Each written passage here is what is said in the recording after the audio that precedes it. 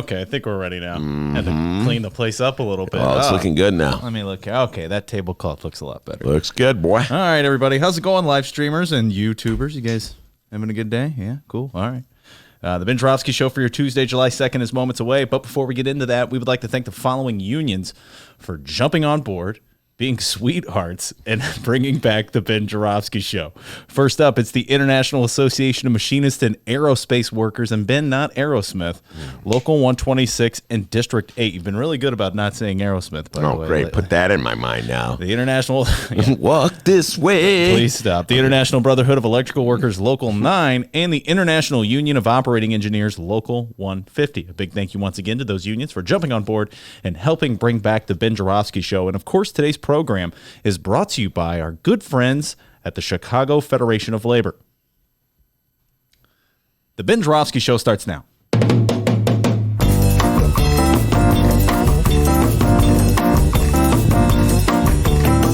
It is Tuesday, July 2nd, and live from the Chicago Sun-Times Chicago Reader Studio on Racine Avenue, this is the Ben Joravsky Show.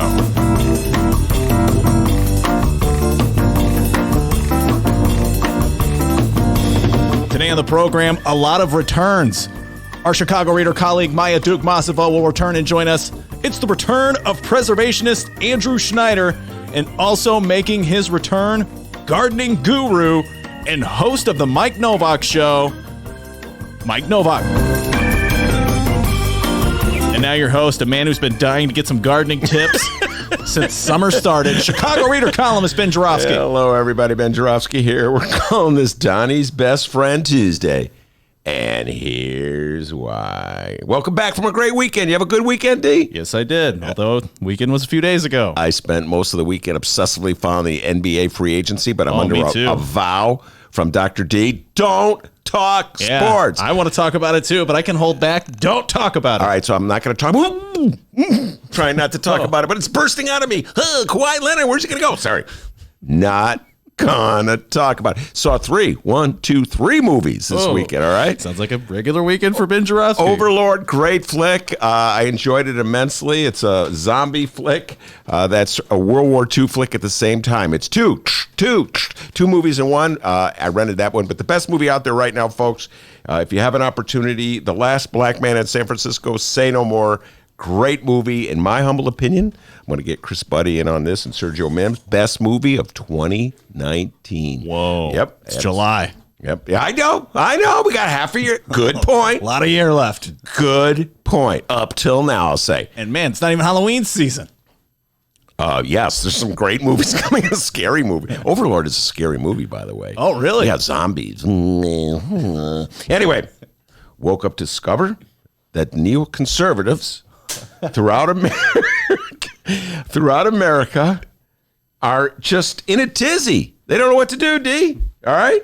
On one hand. A tizzy. Yeah, they're in a tizzy. They don't know who to vote for. On the one hand, Donald Trump, the current president of the United States, is an abomination. And even neocons, even conservative columnists can't bring themselves to vote for him. On the other hand, well, they don't like the liberal policies and the liberal platforms uttered by the Democratic candidates at last week's presidential debate, particularly health care for all. Somehow or other, they just can't stand the concept of health care for all. They just don't want people to have to give up their private insurance schemes because people love their private insurance. Well, anyway, that's a discussion for another matter.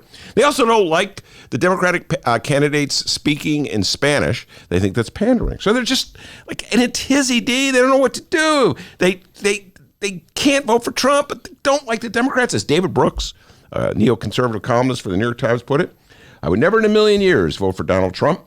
So my questions to Democrats is, will there be a Democratic candidate I can vote for? Meanwhile, in the story, over the weekend, the Sun-Times had this story about Donald Trump meeting with Vladimir Putin, President Putin, during last week's G20 summit in Japan. And they were filled with jokes and joy at meeting with one another. I'll just give you one example. Here's from the story. As the two leaders sat down for their first meeting in nearly a year, a reporter asked Trump if he would warn Putin not to meddle in America's upcoming 2020 election. Of course, the president replied. Then he turned to Putin and facetiously said, don't meddle in the election. He playfully repeated the request while pointing at Putin, who laughed. Meddling in the election, ho, That's ho, a great ho. Putin. How about the laughter? And then on the issue of freedom of press, they had this exchange. The two leaders also bonded Friday over their mutual disdain for, quote, fake news, unquote. Trump eyed the reporters at a photo opportunity with the Russian leader and told Putin, quote, get rid of them. Fake news. You don't have the problem in Russia. We have it. You don't have it. To which Putin responded, yes, yes, we have it. The same. Ha, ha, ha, ho, ho, ho. Meanwhile, in Russia, Ivan Golunov, an investigative reporter, wrote about shady funeral business dealings in Russia. And basically, the story that he reported was that gangsters have taken control of the funeral business. They're muscling out the opposition, and they're allowed to do so in part because they have good contacts with the police and federal prosecutors who look the other way. So, what did the police do when they learned about Golunov's revelations? Did they crack down on the funeral operators who are operating like gangsters? Oh, no. They threw Golunov in jail under trumped up, no pun intended, charges of having drugs. They planted drugs on him, threw him in jail, kept him there for about a week or so, and then they let him go. This was happening just before Trump and Putin met in Japan and laughed about fake news, laughed about how to deal with reporters.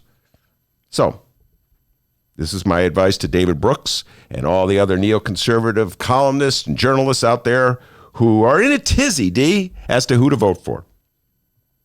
I don't know if the Democrats themselves can give you a reason for voting for them, but voting against Donald Trump has got to be reason enough. We got a great show today. Maya's here. She just dropped off a suitcase and then took off somewhere. But I presume she'll be back at 1:30 with, we'll probably talk about the debates, talk about local politics, all sorts of good things with Maya. Mike Novak, the star of his own radio show, will be here. We're talking environmental news with Mike. Always good to have Mike in the studio. By the way, me also talk about his outstanding softball playing, D. I heard 4 for 4. 4 for 4. Of course, I have no independent corroboration of that. Mike Novak just told me that. So I just have to assume he's telling the truth. So is Don Mattingly coming on the show or Mike Novak? No. Very good. An 80s reference. Andrew Schneider will be here as well. Preservationist. We'll be talking about, among other things, the potential sale of the Thompson Center. And he also dug up some interesting documents from the past having to do with Chicago politicians. So a lot of local political talk, state political talk, environmental talk. Maya here in the studio already. It's good to see she brought her suitcase just in case she wants to settle in for a while. So we have a lot to look forward to with today's show. But first, the doctor with the news. Not a doctor. All right, everybody. It's the middle of the day. And before we begin with the national news this afternoon, we should mention our holiday schedule. Seems like a good time to do that. Thursday, July 4th, the 4th of July.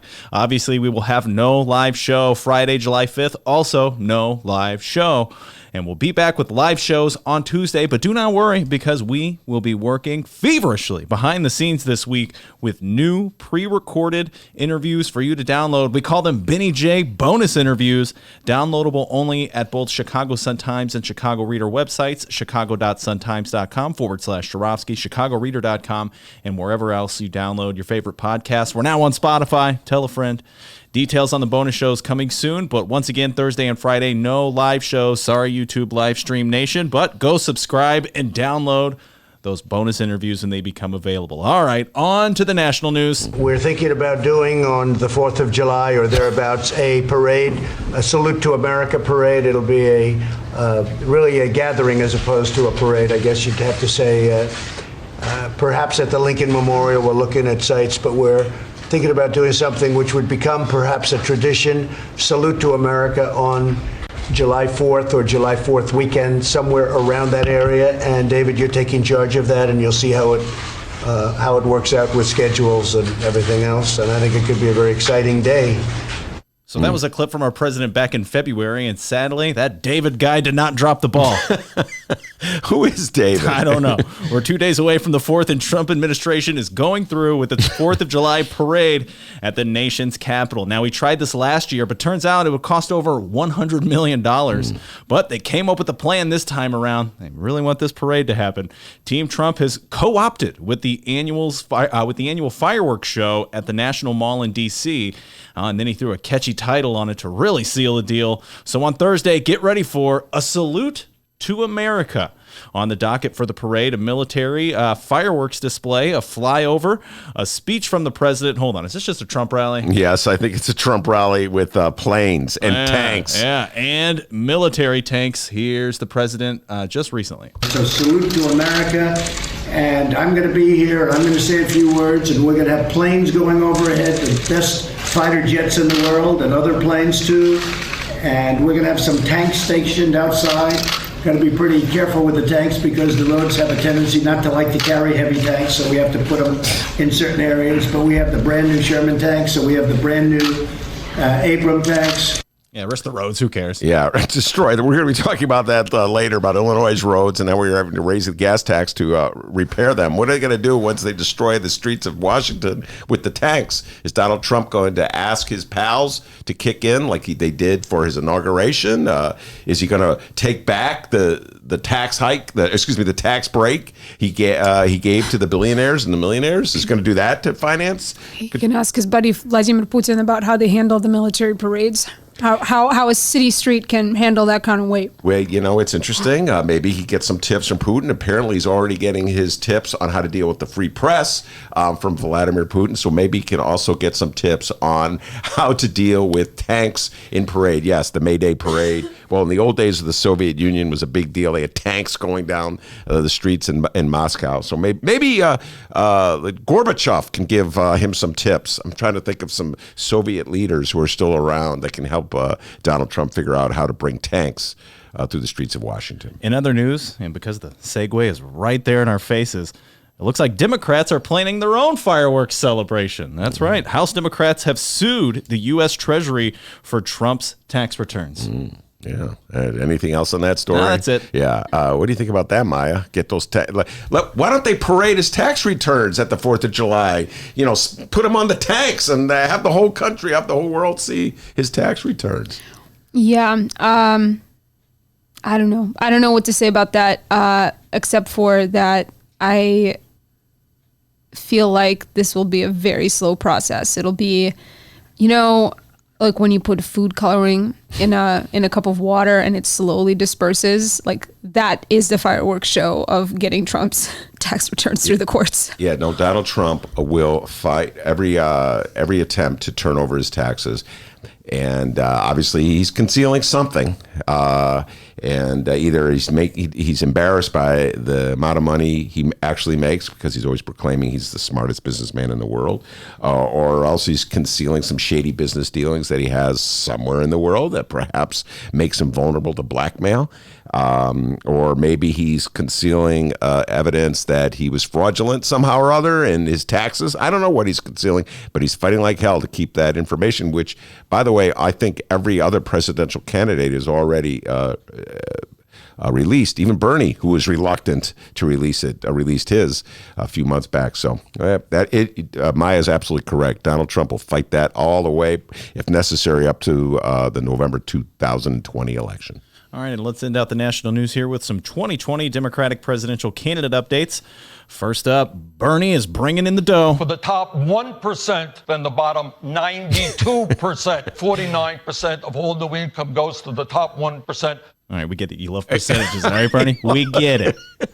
Just in the last 3 months, Democratic presidential candidate Bernie Sanders raised $18 million for his campaign. Add that to another $6 million he had previously raised. And Bernie Sanders now has a second quarter campaign total of, hold on, let me get the calculator here. Carry the one. All right, hold on. Wait for it. Okay, wait. Hold on. $24 million. Wow, I tell you what, man. Is your name Biss? Good God, are you good at math? I'm telling you. According to the Bernie campaign, 99.3% of their nearly 1 million contributions were for $100 or less, and 45% of donors are 39 years old or younger. That total still puts Bernie behind Mayor Pete Buttigieg. His 3-month earnings, $24.8 million. $24.8 million from Mayor Pete, the mayor of South Bend, Indiana. I was going to ask you here. It seems like in our circle, old Buttigieg is becoming less and less popular by the minutes. But according to this news, are we the minority here? Well, first of all, it would not be the first time that I held a minority opinion about a politician in the Democratic Party. That is for certain. Maya, what's your thoughts on Mayor Pete? You know my thoughts on Mayor Pete. What I want to know is, have you had somebody come on this show who sincerely likes and believes in Mayor Pete? Because I don't understand. It's like, I just feel like Mayor Pete is for people who have no imagination. Well, to answer your question, there is somebody I had on the show who was a believer in Mayor Pete, but then they heard my interview with Henry Davis, who's the councilman from South Bend, who's very critical of Mayor Pete on racial issues and how he presided over South Bend. And that person now doesn't like Mayor Pete anymore. So I'm trying to think. At the moment, I cannot think of anybody who's a strong Mayor Pete. So maybe I'm missing something. There's a business in Andersonville, an antique shop. I feel comfortable enough saying it's an antique shop because there's a very many antique shops in Andersonville. But there's an antique shop with prominently displayed Pete 2020 signs. And I have not seen them anywhere else. And I don't know the people that run that business, and I've never talked to them about their political views. But yeah, it's truly baffling to me when you have such a wide array of candidates to choose from, more than 20. 20 we're debating alone, that you would go with Mayor Pete. Well, Mayor Pete, let's put it this way. I got my first glimpse of him in action during the debates. Okay, I'd read about him and I'd seen some footage of him, but I'd never seen him on his feet, so to speak. And so I could see he was a smooth talker, and that he's a quick thinker. But I was left from that debate with some concerns about Mayor Pete, and particularly his response to race relations in the city that he's been the mayor of for how many years now? 8 years. And it's all of a sudden now that he's running for president that he seems to have discovered the problems of policing in black communities and the problems of just general race relations. And I find that curious that he would only discover that at this moment when he's running for mayor. Listen, I'm running for president. I understand a lot of the candidates, and we could talk about this later when we get into the segment, are dealing with, how do I put this, changes, their evolution as human beings and as politicians as they run for president. Kamala Harris has some questionable behavior as Attorney General. I understand that, but I would say one of the great achievements that Mayor Pete could run on is that he was a champion of improving race relations, and it seemed like he just discovered that it was an issue. So, yeah, I'm not quite really understanding the Mayor Pete phenomenon, D, but it's obviously a strong one. The guy got $24 million in 3 months, so somebody must like him. Yeah. No one from our show gave him any money. All right, and finally, it's our first poll since last week's Democratic presidential debates. Ooh. Well, sort of. You guys remember those debates last week, by the way? We're going to get to everybody, I promise. Candidates, please. I'm so sorry. We will let all of you speak. Yeah, so now it's my turn. Good times. I love those debates. Good times. I love them. All right, now everybody's going to get a chance to speak. Everyone's talking at the same time. No, this poll has been taken among those of the progressive persuasion. It was for members of the Indivisible group only, and the poll was done via email.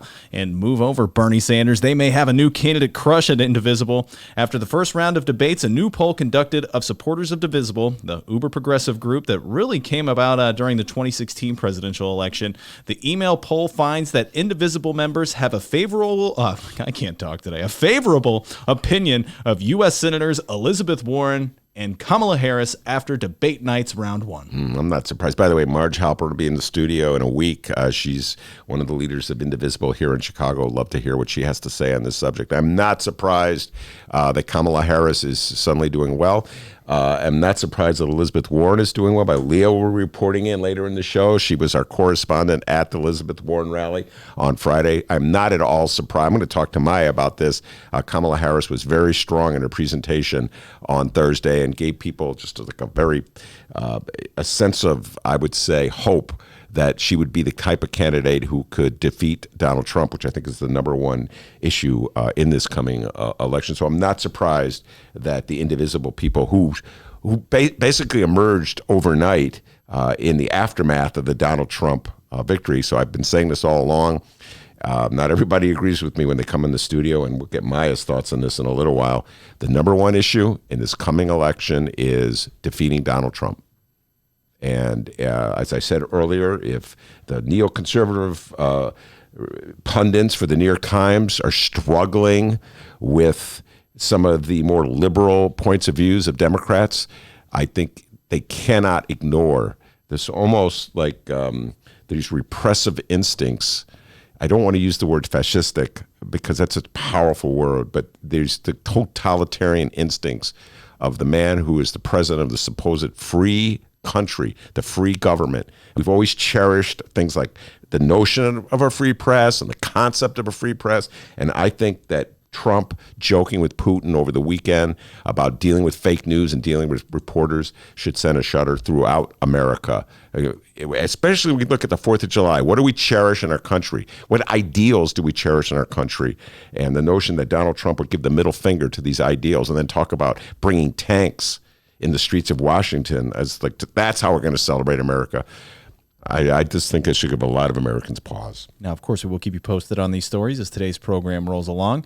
And we're moving on because coming up after this short little break, we're going to find out what's going on locally. We're going to find out what else is news. Don't go anywhere. It's the Ben Joravsky Show. Read the Chicago Reader to get up to speed on what's what in Chicago. Culture, food, arts and entertainment, weekly concert listings, weekly event listings, the environment, travel. I can continue, but you get the point. And for all of you Chicago political junkies, raw weekly columns on real city politics from Maya Dukmasova and our very own Ben Joravsky. The Chicago Reader, free to the public in newsstands throughout the city and online at chicagoreader.com. Read it now and be a more informed Chicagoan.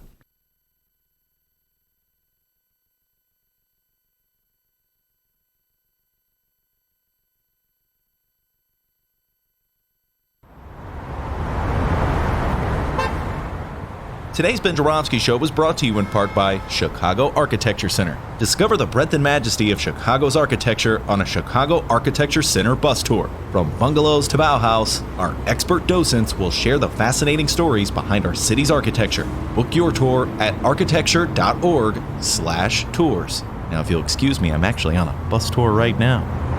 Oh my, look at that wonderful piece of architecture. Get a special discount for Illinois residents from July 15th to August 15th. All Illinois residents get 50% off select walking tours. Visit architecture.org/IL-resident. Commercial break over. Welcome back to the Ben Joravsky Show. Live from the Chicago Sun-Times. Yes, indeed. We are live. It's time for the local news, Dr. D. All right, we're about to find out what's going on locally. Time for What Else is News. And you know, it's hard to believe, but we're already halfway through the year 2019. That is hard to believe. And if I can use one word to describe the past 7 months when it comes to Illinois politics, that word would be transformative. All right? Flashback to July 2018, before Ben was fired from terrestrial radio. You know, those days. And the time, what's that? WCUR Fired. Is the name of I that just station. forgot the name of it. Yeah. And and a time when damn near every story, every day involved how far behind and inept the state of Illinois was. And it was all thanks to this guy. Yay for our teachers! Yay for our teachers! That's right. Former Illinois Governor Bruce Rauner. God, how can I forget Bruce? But now here we are, 7 months into the year with the new Democratic governor, one J.B. Pritzker. We got a fair tax initiative on the upcoming ballot. We got an infrastructure bill. Legal gambling and gaming is on the way. Casinos are coming to Chicago. And starting in 2020, recreational marijuana will be legal in the state of Illinois. After years of neglect, Illinois is finally getting its mojo back, and we're open for business. Who's Bruce Rauner again, by the way? But all Bruce that, who? But all of that does come with a price, literally. And leave it to us here in Illinois to still find something to complain about. Enter The gas and cigarette tax. Oh my, I'm scared of it. Been scared. The tax went into effect Monday, and the following comes from, I'd say, Ben Joravsky's favorite source for Illinois news, the Southern Illinoisan. Okay.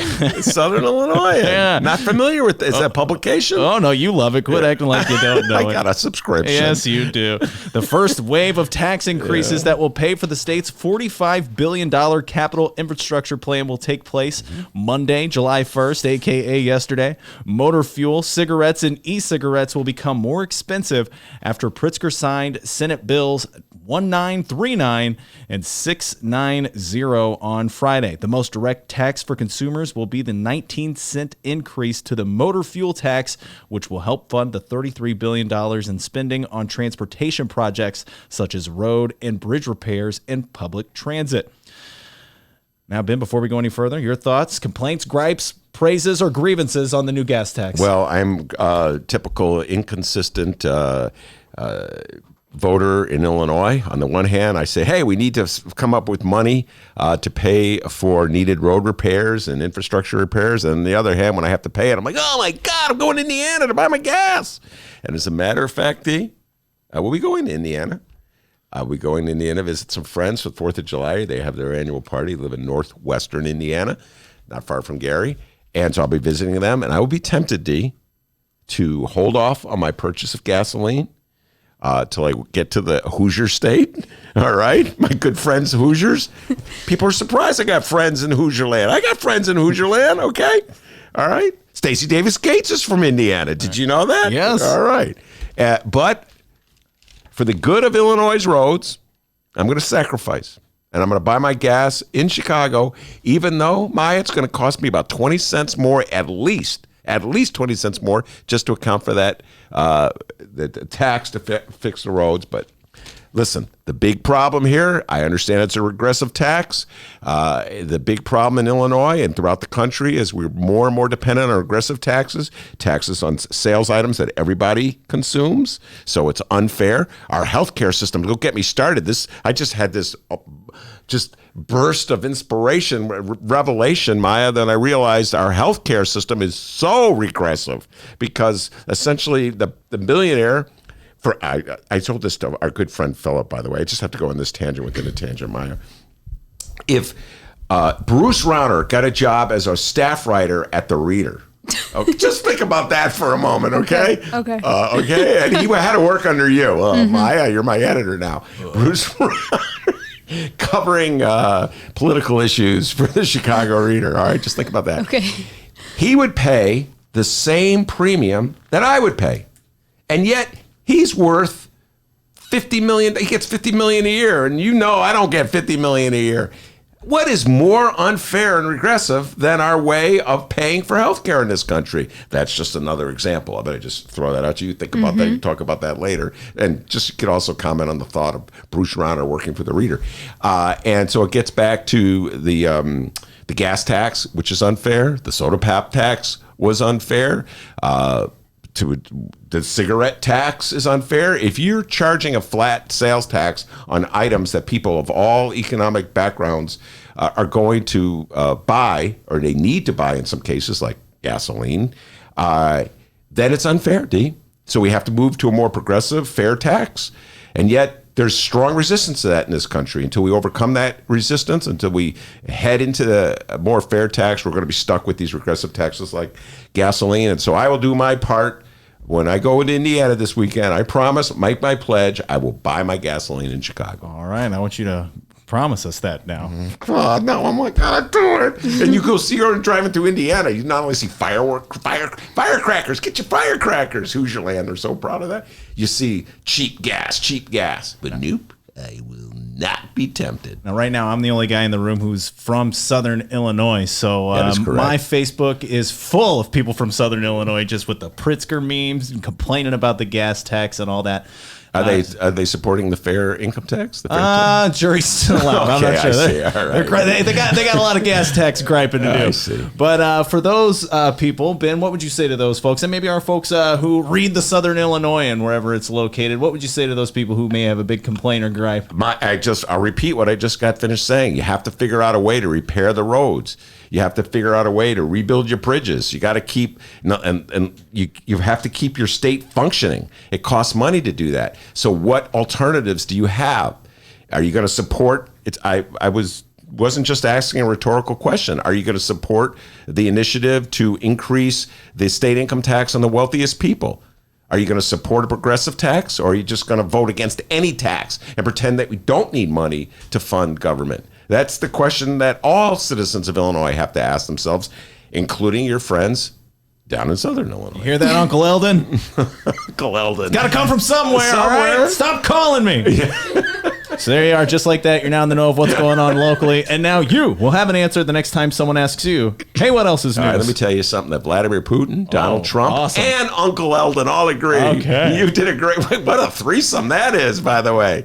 Putin, Trump, and Uncle Eldon, all right? Yeah, come on, little Danny. They're going to get together and gripe. That's a very good imitation. Where's your Putin imitation? That was my, how do you know what my Uncle Eldon sounds like? That was a good impression of my uncle? You met my uncle? Well, no, but I've been hearing your impression for so long. At least it's consistent. How about that? Anyway, I will not ask you to do your Vladimir Putin imitation. I'll just say that Putin, Trump, and Uncle Eldon all agree. You did a great job. Give yourself a raise. Take it out of petty cash. Maya's sitting here. She's got a lot to say. We'll bring her on when we return.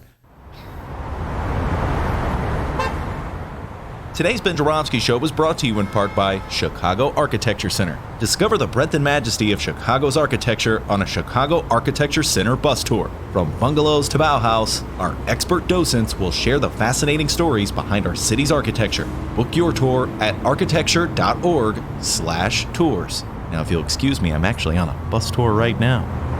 Oh my, look at that wonderful piece of architecture.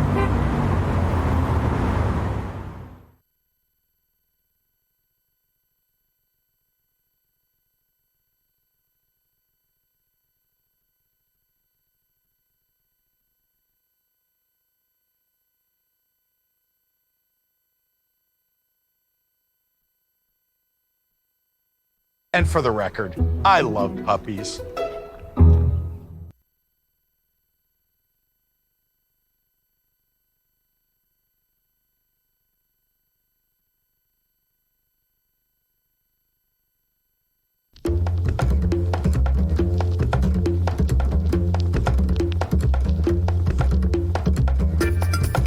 Hey there, producer Dennis here.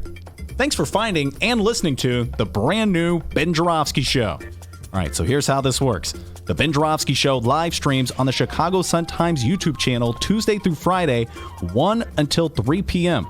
Once the show is over, you can listen to the replay on our YouTube channel, or we throw it online for you to download by 4 p.m. Where can you download the Ben Joravsky Show, you may be asking yourself? Well, you may be asking yourself a fantastic question. You can find previous Ben Joravsky shows and guest interviews through several outlets. The Chicago Sun-Times online, chicago.suntimes.com, the Chicago Reader online, chicagoreader.com, and wherever else you listen to your favorite podcasts. Apple Podcasts, Google Play, pick one. Just search for The Ben Joravsky Show. J-O-R-A, V as in victory, S-K-Y. So, let's recap. Tuesday through Friday, 1 until 3 p.m. Live streamed on the Chicago Sun-Times YouTube channel and downloadable by 4 at chicago.suntimes.com, chicagoreader.com, and wherever else you listen to your favorite podcasts. Yes, the Ben Joravsky Show is back. We're live and downloaded. Tell your friends and enjoy the rest of the show.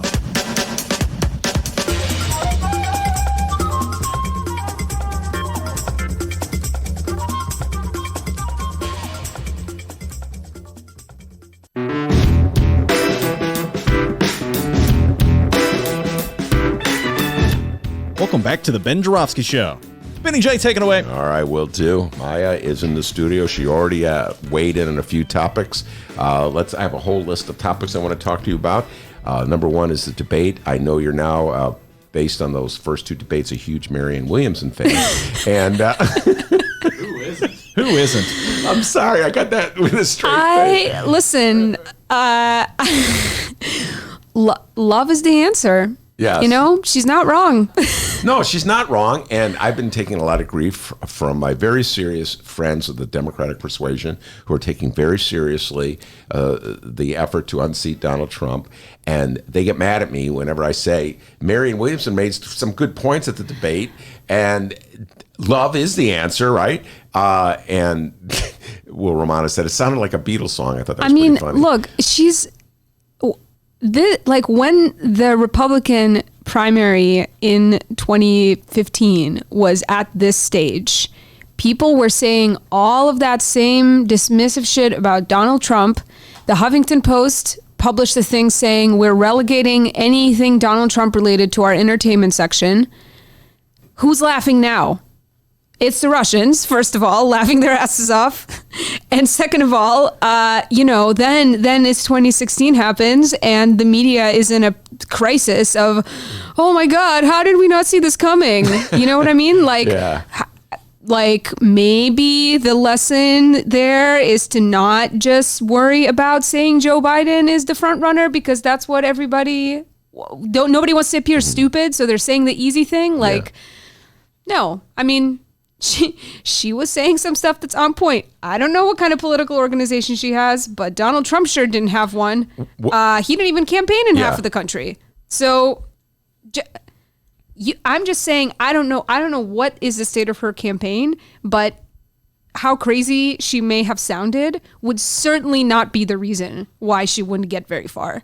Well, that's and when you say crazy or whatever, I don't even think she sounded crazy but let's say inappropriate for the whatever you expect out of this kind of forum. And so crazy is in quotes. And it's easy to make fun of Marianne Williamson. And it was easy to make fun of Trump. And it was easy to make fun of Trump. And there were easy to make fun of both of them. Yeah, but there were a lot of other candidates in the 2015 presidential debates for the Republicans that was easy to make fun of as well. So it's always easy to make fun of politicians in general. But I don't know why Democrats are so quick to be so disparaging of the message that Marianne Williamson is putting out there. I took the opportunity to spend an hour or two reading up on her, listening to some of her past interviews, the 18 questions interviews that the New York Times does. I urge people to check that out. It's just unfiltered, the candidates answering questions. And she has a lot of good ideas, and she's got a lot of heart, and the values and ideals that, in my humble opinion, that she articulates are very important ones. So why are we making fun of them? Why do we mock them? Because what? Because we know that that somehow or other it doesn't seem presidential. Yeah, again, like if that's how you're thinking about it today, you learned absolutely nothing 4 years ago. All right. So when you take the lessons that you learned, that you take away from what went down 4 years ago and apply them to what you saw last week in the presidential debates, what are some of your thoughts? I mean, she's right that people don't care about what kind of plan you have, that people are voting emotionally. People are voting in response to the way you can speak to their fears or mobilize their anxieties, you know? I mean, I am, you and I exist in this very rarefied world of like, you know, the media, quote unquote, elites or whatever. So we may have different reasons that we tend toward one candidate or another, but most regular people vote based on their gut and very minimal information. And if you want to continue to ignore that, then that's at your own peril. And I think that the name of the game in this election, and I guess I always say this, and I'm, I feel like, I don't know, I'm always wrong, or it's just I say this and then like it sort of doesn't come to pass. But I feel like if Trump is going to be beaten, it's not going to be by changing a ton of people's minds. It's going to be by bringing out people to vote who aren't voting.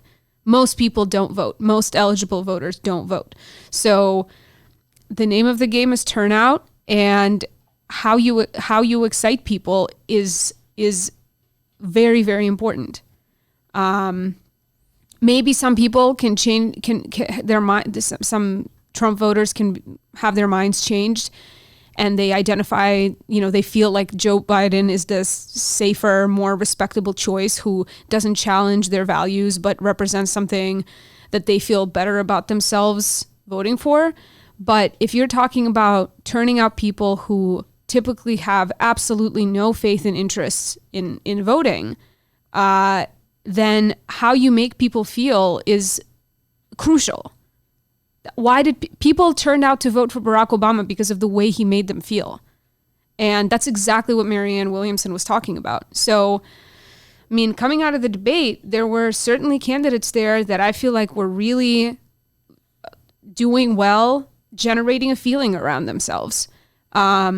And Joe Biden was not one of them. All right. I don't know. I'm just saying that because I really cannot imagine entering into the frame of mind of somebody who watches Joe Biden and says, that's my president. Yeah. All right. Before we get into Joe Biden, and he's an easy target to bash, particularly after last week's debate, where that may have been the worst performance I've ever seen out of Joe Biden. I've been watching him for a long time. Let's go back to the point you were making in terms, which I absolutely agree on, by the way, that the key in any election is getting your people to vote and inspiring people to vote for you, whether it be... And inspiring non-voters in this election. This election coming up in 2020 is going to be about getting people to vote who did not vote before or did not vote last time. Mm-hmm. It's not just getting the people who did vote who are going to vote again to vote for you. Right. Okay. And that in the conventional Democratic point of view of the strategists who seem to control the mainstream of the Democratic Party, their view is holding on to the people who voted for Hillary and then getting people who voted for Donald Trump to flip. And they don't seem to worry too much about getting people who are uninspired and alienated and apathetic and not involved to actually register and turn out and vote. And we have talked about this so many times on the local level, Maya, where we have a 33% turnout. And in the last mayoral election, we've talked about this in aldermanic elections. You and I spent all that time looking into the backgrounds of aldermanic candidates, and we were aware of the fact that most people don't pay any attention to any of that. So it was only a glimpse. It was only a one-shot glimpse at those debates. When you take a look at those candidates on those stage, which ones gave you hope that they somehow or other were connected to people who aren't registered, aren't voting, but might, as a result of that candidate's presence, get involved? It was easy to see Kamala Harris that way. Also, Julian Castro, I thought, really emerged in a way that I wasn't even looking at him. I wasn't even kind of like paying attention. And I thought he came out really strong. People say that Elizabeth Warren has really kind of dominated. And to be honest, and I say this as a person with like a heavy bias towards a candidate like Elizabeth Warren, I did not feel like she came out of that debate among the top two strongest candidates. To me, it didn't feel like she connected that way. But again, that it doesn't matter. I feel like it's almost meaningless to say that because that doesn't mean anything about whether or not I'll vote for her, how she came off in the debate, or how what kind of feelings she generated. I thought Bill de Blasio was making kind of a lot of interesting points. It was kind of annoying the way he had he was behaving himself kind of strangely, I guess is what I'm trying to say. But the content of what he was saying somehow caught my ear as well. But it sort of made me think maybe this guy should be the chair of the Democratic Party. Not seriously, but his rhetoric to me connected more with a guy who's trying to lead the Democratic Party. And I'm not saying he's the right guy to be leading the Democratic Party, but that's just kind of how it sounded to me. It was like he was appealing to something much more narrow than like your general debate audience. Who else? What was it about Julian Castro that inspired you, or that made you think that he might be an important figure? He just centered women and queer and trans people so quickly and earnestly, and in a manner that made me think. I mean, of course, this is all probably like gamed out and consulted, and there's a plan in place to sound a certain way and appeal to certain people. But he didn't have to be prompted. He just talked about these things. And I think it's significant when somebody is talking about healthcare and talking about trans people and putting that at the top of the conversation, putting those people who are so marginalized by our healthcare system at the top of the conversation in national debate. I think that speaks volumes to at least his team's level of research and depth of thinking about what are some of the most pressing concerns in our country. The things that are happening in our country that may affect a minority of people, but that is who we are. That is a representation of America at its worst. Its worst self, which has to be fixed first if we're going to be better for everybody. So that's why I think he caught my attention. Bernie, it was not one of his best performances. I'll say that. I don't think he won himself really any new followers than he already had. Although I will say that I think it's quite something to be in 2019, and both debates were.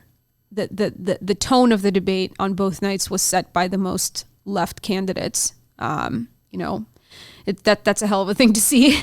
Then who else? Well, let me get to the point that you mentioned about scripted, which is I wrote it down because it's an interesting point.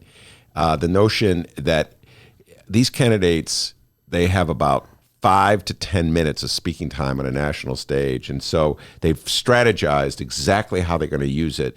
And they figured out what they're going to say. And there was an article about Kamala Harris on this to this point. I don't know if you have opportunities to see it. It came out this weekend when I was obsessively reading political stories. I'll just summarize it. She was prepared to offer a response to Joe Biden on the issue of his connections to segregationist politicians and to his stance on busing. She was prepared one way or another to deal with that. But what she had to determine was what would she be responding to? So whether she would be responding to Joe Biden apologizing about his statements on segregation, or Joe Biden apologizing about his support or his opposition to busing for integration of school kids. And so she had two sets of responses, Maya. One, if he apologized. Two, if he was defiant, and he was defiant. So she went with option A. So everything is scripted. You get what I'm saying? And it's down to the... they like which way they're going to have to go, and I guess I feel when I read stuff like that I'm how do I put this? I'm like being used and manipulated, like in a great movie. Only I'm just manipulated by PR strategists. Yeah, it's I was watching the second night of the debate with a rhetoric scholar from Italy. So not only is she a rhetoric scholar, but she's also Italian. So her view on politics and witnessing politics as spectacle is very informed by, Berlusconi and just the circus that Italian politics have become. And her commentary was so interesting because she really was she was experiencing the debate from the perspective of how are they connecting, and none of this is about what they say. It's not about the content of what they say. It's about how they're presenting themselves, how they sort of wield attention, how are they able to capture attention in a certain way. And so, for example, with Kirsten Gillibrand, who I feel did not connect at all she really didn't connect. And she was saying a lot of good things, but as the rhetoric scholar pointed out, she was speaking in such a manner, she was speaking so quickly, and in such a manner that it was like very hard to like follow, you know, to really like absorb what she was saying. And that's a failure on the debate stage. And then after the debate, when there was this moment where I think that you really got the full weight of like I got the full sort of weight of the impression about how much this is not about what they're saying. When I was watching it on MSNBC, and you know, the commentary starts afterwards, and the reporters are the commentators are talking among themselves, and they're waiting for like these like post-debate interviews with the candidates. And so MSNBC had a guy on Joe Biden who was supposed to like interview him. And so all of the candidates descend into like the audience to take selfies and talk to people and all of that. Joe Biden is the only person that stayed on the stage, and he had like a Secret Service person right behind him at all times. And so he was like awkwardly taking these selfies with people from the stage. So he remained on the stage visible as the cameras were rolling, as the commentators are talking. And they had this split screen of like Joe Biden doing his thing and taking these selfies. And on the other side, they had Bernie Sanders surrounded by just a huge cadre of reporters actually speaking to them. And the guy that was supposed to be interviewing Joe Biden, they kept cutting to him, attempting to like get around the Secret Service agent to stick a mic in Joe Biden's face.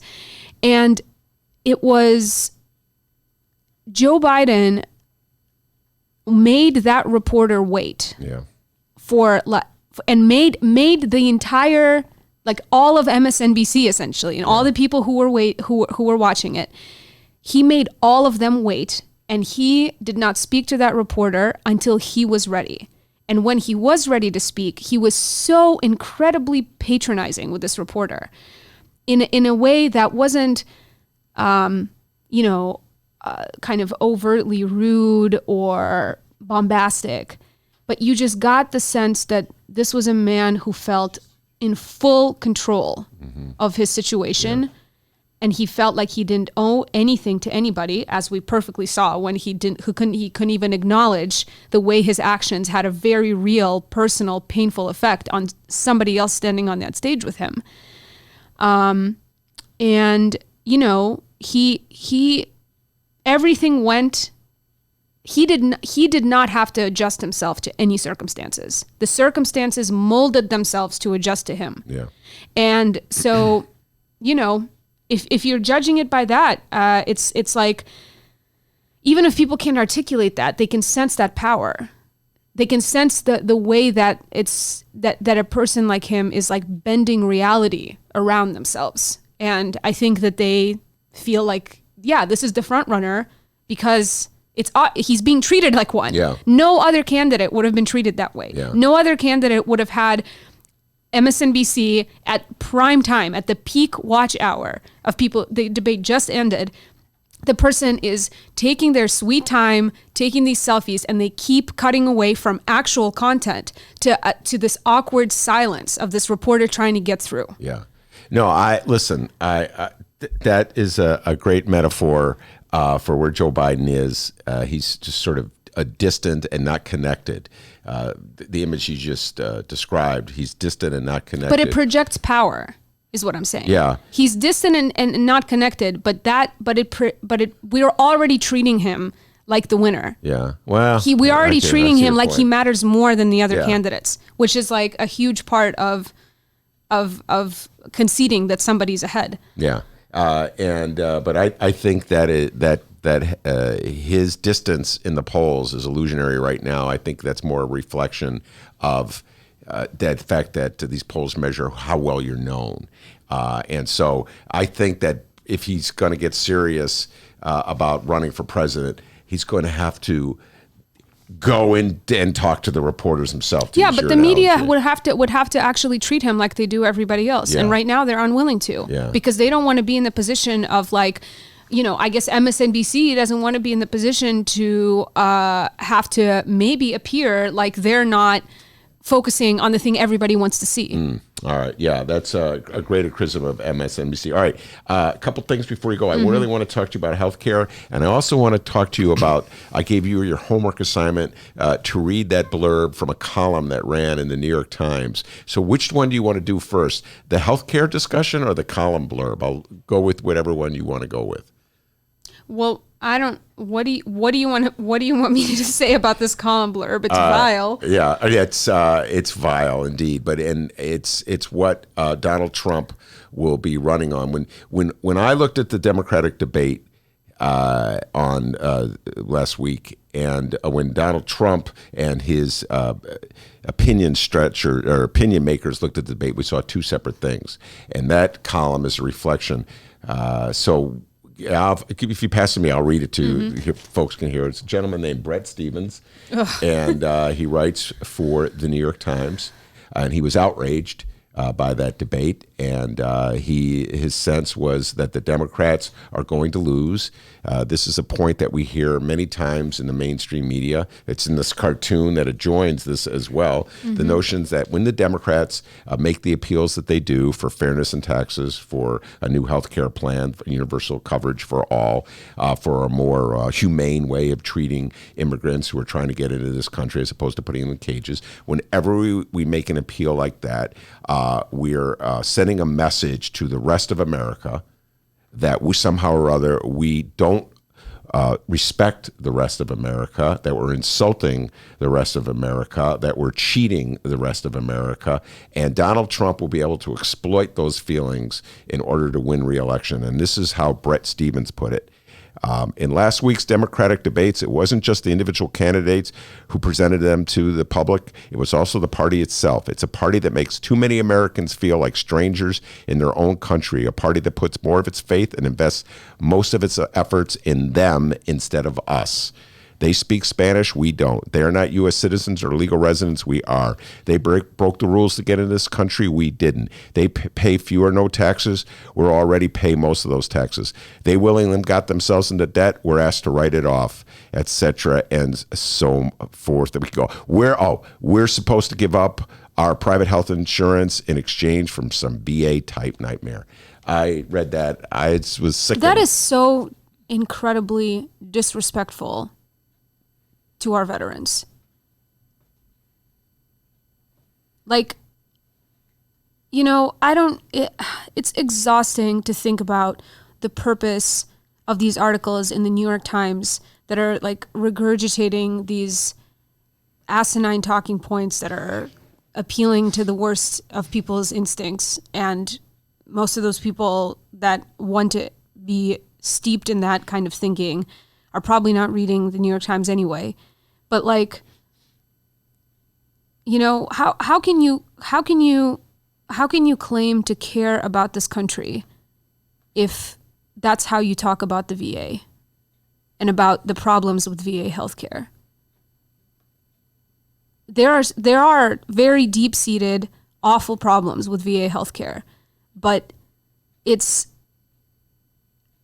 that is that at the same way that is telling a certain kind of reader that it's okay to feel hate towards people who are not like them. That is also saying that it's okay to extend those feelings to a part of our government and our society that's taking care of people who made very real sacrifices for all the rest of us. Whether the wars are just or not, the point is that we're taught at every turn to view veterans, to view people in the military as giving a service. There's this real obsession right now with talking about whether or not all Americans should be required to give a year of their life to some kind of service for the country. And we have this notion that we should, when people have given in that way of themselves, that we have to take care of them, that we have to provide them with health care, that we have to have hospitals and other types of support services for them, that our government and our society owes that to people who have given in that way. To then take that and to take the issue of how badly we've run those services into the ground and say that is for them, that is something, that is somehow about them, to connect that with that idea is I don't know. Vile. It's so morally repugnant that I don't know how somebody can write that and sleep at night. I completely agree with everything you just said, and I will also add this, that the VA also provides a lot of good services, and just to write it off, it's the way people treat public schools in Chicago so much, Maya, if I could do a local, just like the public schools are terrible, and everything in the public schools is terrible. You just use it as an instrument just to deny the humanity of everybody involved in the public schools, from the teachers to the principals to the kids to the parents. And I remember when Mayor Rahm marched into the town and announced that there were only 3 good high schools in the city of Chicago and a bunch of charter schools. I remember it shows such abundant ignorance of what the school system was like, that he wanted to run, that he claimed he was best to run. Yeah. And I feel the same way when I see this gentleman write. I mean, yeah, every sentence in what he wrote is vile in its own way, but I feel like that's like the apotheosis of how fucked up this is. Yeah. Not that it's more harmful than every other harmful thing he's saying there, but it's just it's like I couldn't make up a clearer example of just the vileness of all this logic. I agree. And the thing is that the thing about the way that Rahm treated our schools, this is what we learned from the work of all the journalists who covered this and the researchers and scholars who devoted time to really tracking and following the impact of the way he treated our school system, is that when you tell people that their schools suck, when you tell kids that their schools are bad, it affects people in a really deep and long-lasting way. Mm-hmm. It's a violence to talk about the institutions that people rely on in a way that's so degrading. Mm-hmm.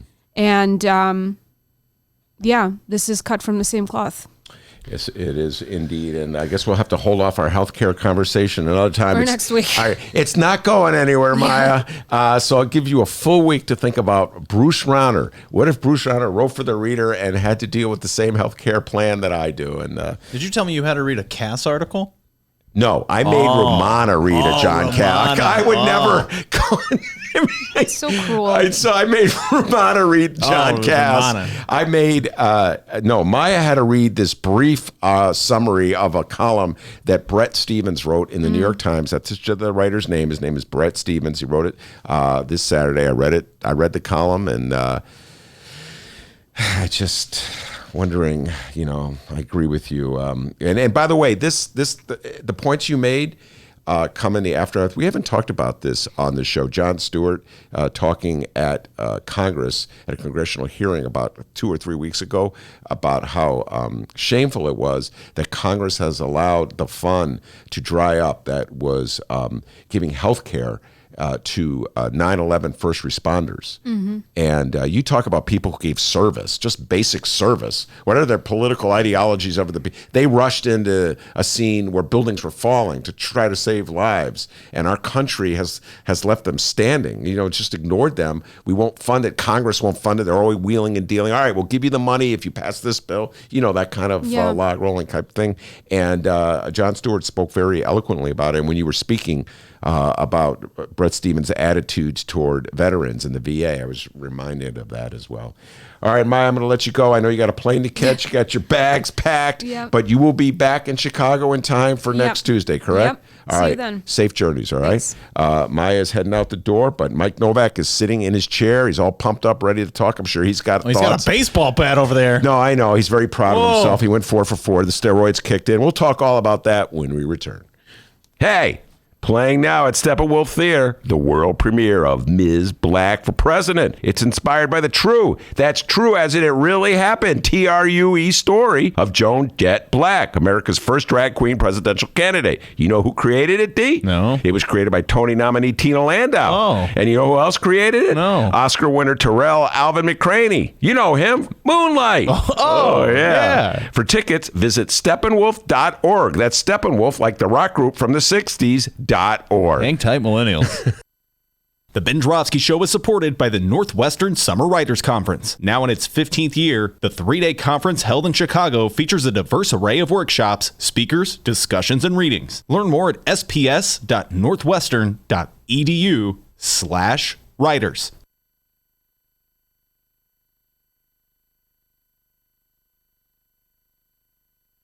Hey, everybody, what you're about to hear are the piano stylings of Jeff Manuel. Man, listen to Jeff go. Jeff Manuel has been playing piano around Chicago for years.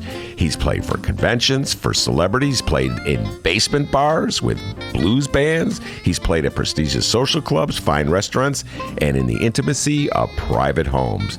Book Jeff Manuel at jeffemanuelpianist.com.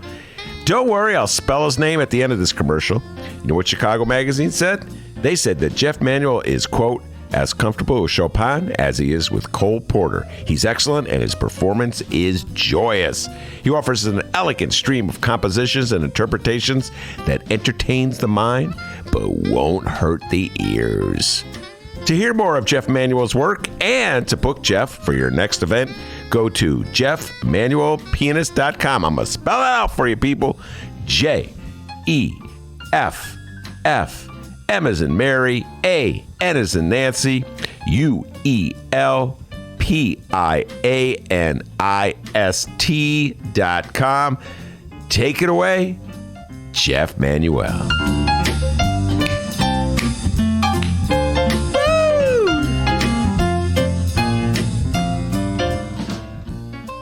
So salute to America. And I'm going to be here, I'm going to say a few words, and we're going to have planes going overhead, the best fighter jets in the world, and other planes too. And we're going to have some tanks stationed outside. Got to be pretty careful with the tanks because the roads have a tendency not to like to carry heavy tanks, so we have to put them in certain areas. But we have the brand new Sherman tanks, so we have the brand new Abram tanks. Hey, who needs roads? Let's have a parade. Hour number 2 of your Ben Joravsky Show for Tuesday, July 2nd is just moments away. But before we get into that, we would like to thank the following unions once again for jumping on board and helping bring back the Ben Joravsky Show. First up, the International Association of Machinists and Aerospace Workers, Local 126 in District 8, the International Brotherhood of Electrical Workers, Local 9, and the International Union of Operating Engineers, Local 150. A giant thank you to those unions for jumping on board and helping bring back our program, The Ben Joravsky Show. And, of course, today's program is brought to you by our good friends at the Chicago Federation of Labor. Hour number 2, let's go.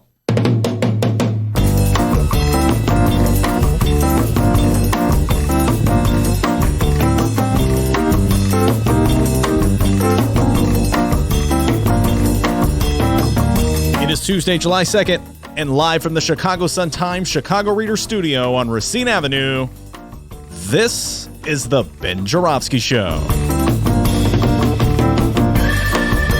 In this hour of the program, it's the return of preservationist Andrew Schneider, and also making his return with a bat.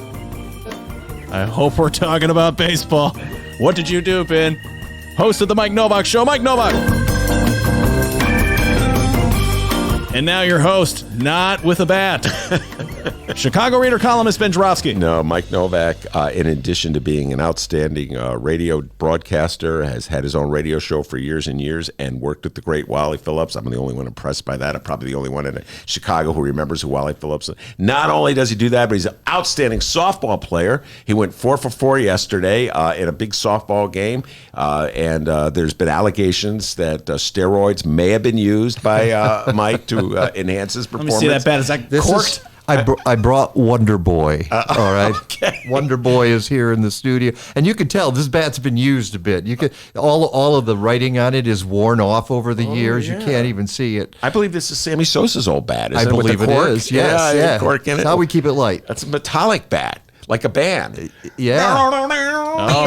Sorry. Playing air Play guitar Eric, with now the bat. give me that bat back. I was terrible softball player, as Mike can tell you. I so. might need to kneecap Mr. Trump with this. So. That is a bad joke. All right, the Secret Service are busting They're in waiting. right now. I yeah. know, really. The views and actions of Mike Novak does not reflect those of the Ben Joravsky Show. Yes. As if you could get close to Trump with a baseball bat in your hand. Okay, Well, someone got close to his son and spit him on a bar the other day. We were talking about that last week. But before we bring young Mike on, you have lovely Leah. Leah, yes, thank you. And Leah was our correspondent at the Elizabeth Warren rally on Friday. She dashed out the door at the end of Friday's show. Cool. To get there and get a good spot. So let's get your general thoughts of Elizabeth Warren's performance Friday at Roosevelt University here. It was a lot of fun. I think she did great. She does kind of tend to repeat the same things over and over. What she said in the debate, I think she said like some things verbatim what she said then, but she just sticks to her message. I think that she was great. She got a lot of people really riled up. A lot of people showed up to see her. It was packed, right? Yeah, thousands of people filled the auditorium theater downtown. Yeah, and it was. She really had a lot of great plans, and she really articulated those plans really well. That's why I think she's one of my favorite candidates, because she not only does she have great ideas, but I think she has a lot of great means to. Now, I don't know if you those. heard Maya talking about this in the. I don't know if you were in the studio when Maya was talking about it, and Mike Novak, I love your thoughts on this as well. One of the things that Marianne Williamson said in the debate and on Thursday, I think it was, is that plans won't beat Donald Trump. And that Donald Trump, his secret to success is he just gave a statement. I'm going to make America great again. And that's all people needed to hear, was something that they could react to, right? They could just understand it. You start releasing plans, people stop paying attention. You get to the intricacies of, let's say, a healthcare plan. Eyes glaze over, people back out. The media gets fed its talking points and zooms in on the details to try to trip you up, et cetera, et cetera. So do you think you're an unusual voter, Leah, that you're interested in something as specific as Elizabeth Warren's plan, let's say, on healthcare? Yeah, I disagree with Marianne Williamson on that. She's probably right in that people didn't vote for Trump because he had plans, but I think that you can't not have a plan. I don't know what kind of plans Marianne Williamson has, but it's not that you don't have a plan, you just don't reveal your plans. Yeah. But I do think Elizabeth Warren strikes a good balance between appealing to people's emotions and having like these really great plans to back up these like emotional claims that she has. I really like her wealth tax, like her proposal for wealth tax, that every dollar over $50 million that somebody makes, it tax 2 cents on every dollar, and that's how she's going to fund everything. You can't not have a plan on how you're gonna have money, like you were talking about earlier. There has to be money in government. It has to have money to fund government, and a lot of people make these like grandiose claims, including Bernie Sanders, who I love. Who appeals to people's emotions a lot, but it's kind of like, how are you going to fund these projects? Well, I think one of the things you have to keep in mind when it comes to what people say and talking, campaign, you mentioned that she might have said some of the same things verbatim that she said on the debate stage on TV. And that's part of the difficulty of running for president. You can't wing it complete. Well, Donald Trump did. Okay, he just winged it, and nobody. And I will say something that I've thought for 3 years now. Our media are not capable of dealing with Donald Trump. We are so ill-equipped to deal with him. And 3 years down the road, we're not any better equipped to deal with him now because we're playing by a different set of rules. In fact, they are rules that we expect a civilized society to have. All right. He ignores those rules completely, and the press refuses to cross that line and challenge him on his own turf because and probably rightly so. They're terrified that that leads to utter chaos and the end of civilization as we know it. So we're left with a guy who can say anything he wants, and he doesn't really get. All right, the latest is, of course, that Nimrod on NBC, Chuck Todd. What a Nimrod Todd. Nimrod Todd. What's your problem with Chuck What Todd? a doofus. Okay, All right, yeah. I'm sorry. Just pretty much everything that comes out of his mouth is ridiculous. And where did the views and opinions expressed? I know. By Mike Novak. I don't get to I say kind of that- agree with him. I don't get to do this on my own show. Go so ahead, I'm doing knock it here. yourself I don't out. know what it is about you. I just sort of, but the difficulty is running for president. You have to have a strong statement, and once you get one, you glom onto it and you repeat it over and over and over again. Most people aren't going to every debate like you are, Leah, and seeing it, and they don't hear it over and over again. They might hear it once. Well, it's listen to you. I remember when I went to there was a comedian that I saw on the Johnny Carson show, and I thought he was hilarious. And I told him, well, Steve Landisberg's name. Anyways, years ago. And I said, I love Steve Yeah, Landisberg. okay. Oh my God. So He's one of my Barney Miller, man. Yeah, no, Barney. Millennials, hang tight. I didn't want to say it because I knew what? Who's he? I know he's going to bust it. I don't care. I'm only here once a month, so what do I care? So anyway, Steve Landisberg was hilarious. I said, we got to go see him. And Leah, when my wife and I went to see Steve Landisberg, guess what? Everything he did on the Johnny Carson show, he did on stage at Harper Junior College. We schlepped all the way out to Harper to see him, and I remember going, "It's the same thing that And so there's always going to be repetition. That's her spiel. Because what happens? What if you decide to wing it? Like with Donald Trump, for some reason, because as I said, the press is ill-equipped. They don't know how to deal with it. But any other normal candidate, one slip and you're gone. So that's why they stick to the well-tested lines. And I who can blame them? Well, here's the deal about Elizabeth Warren. I was going to say.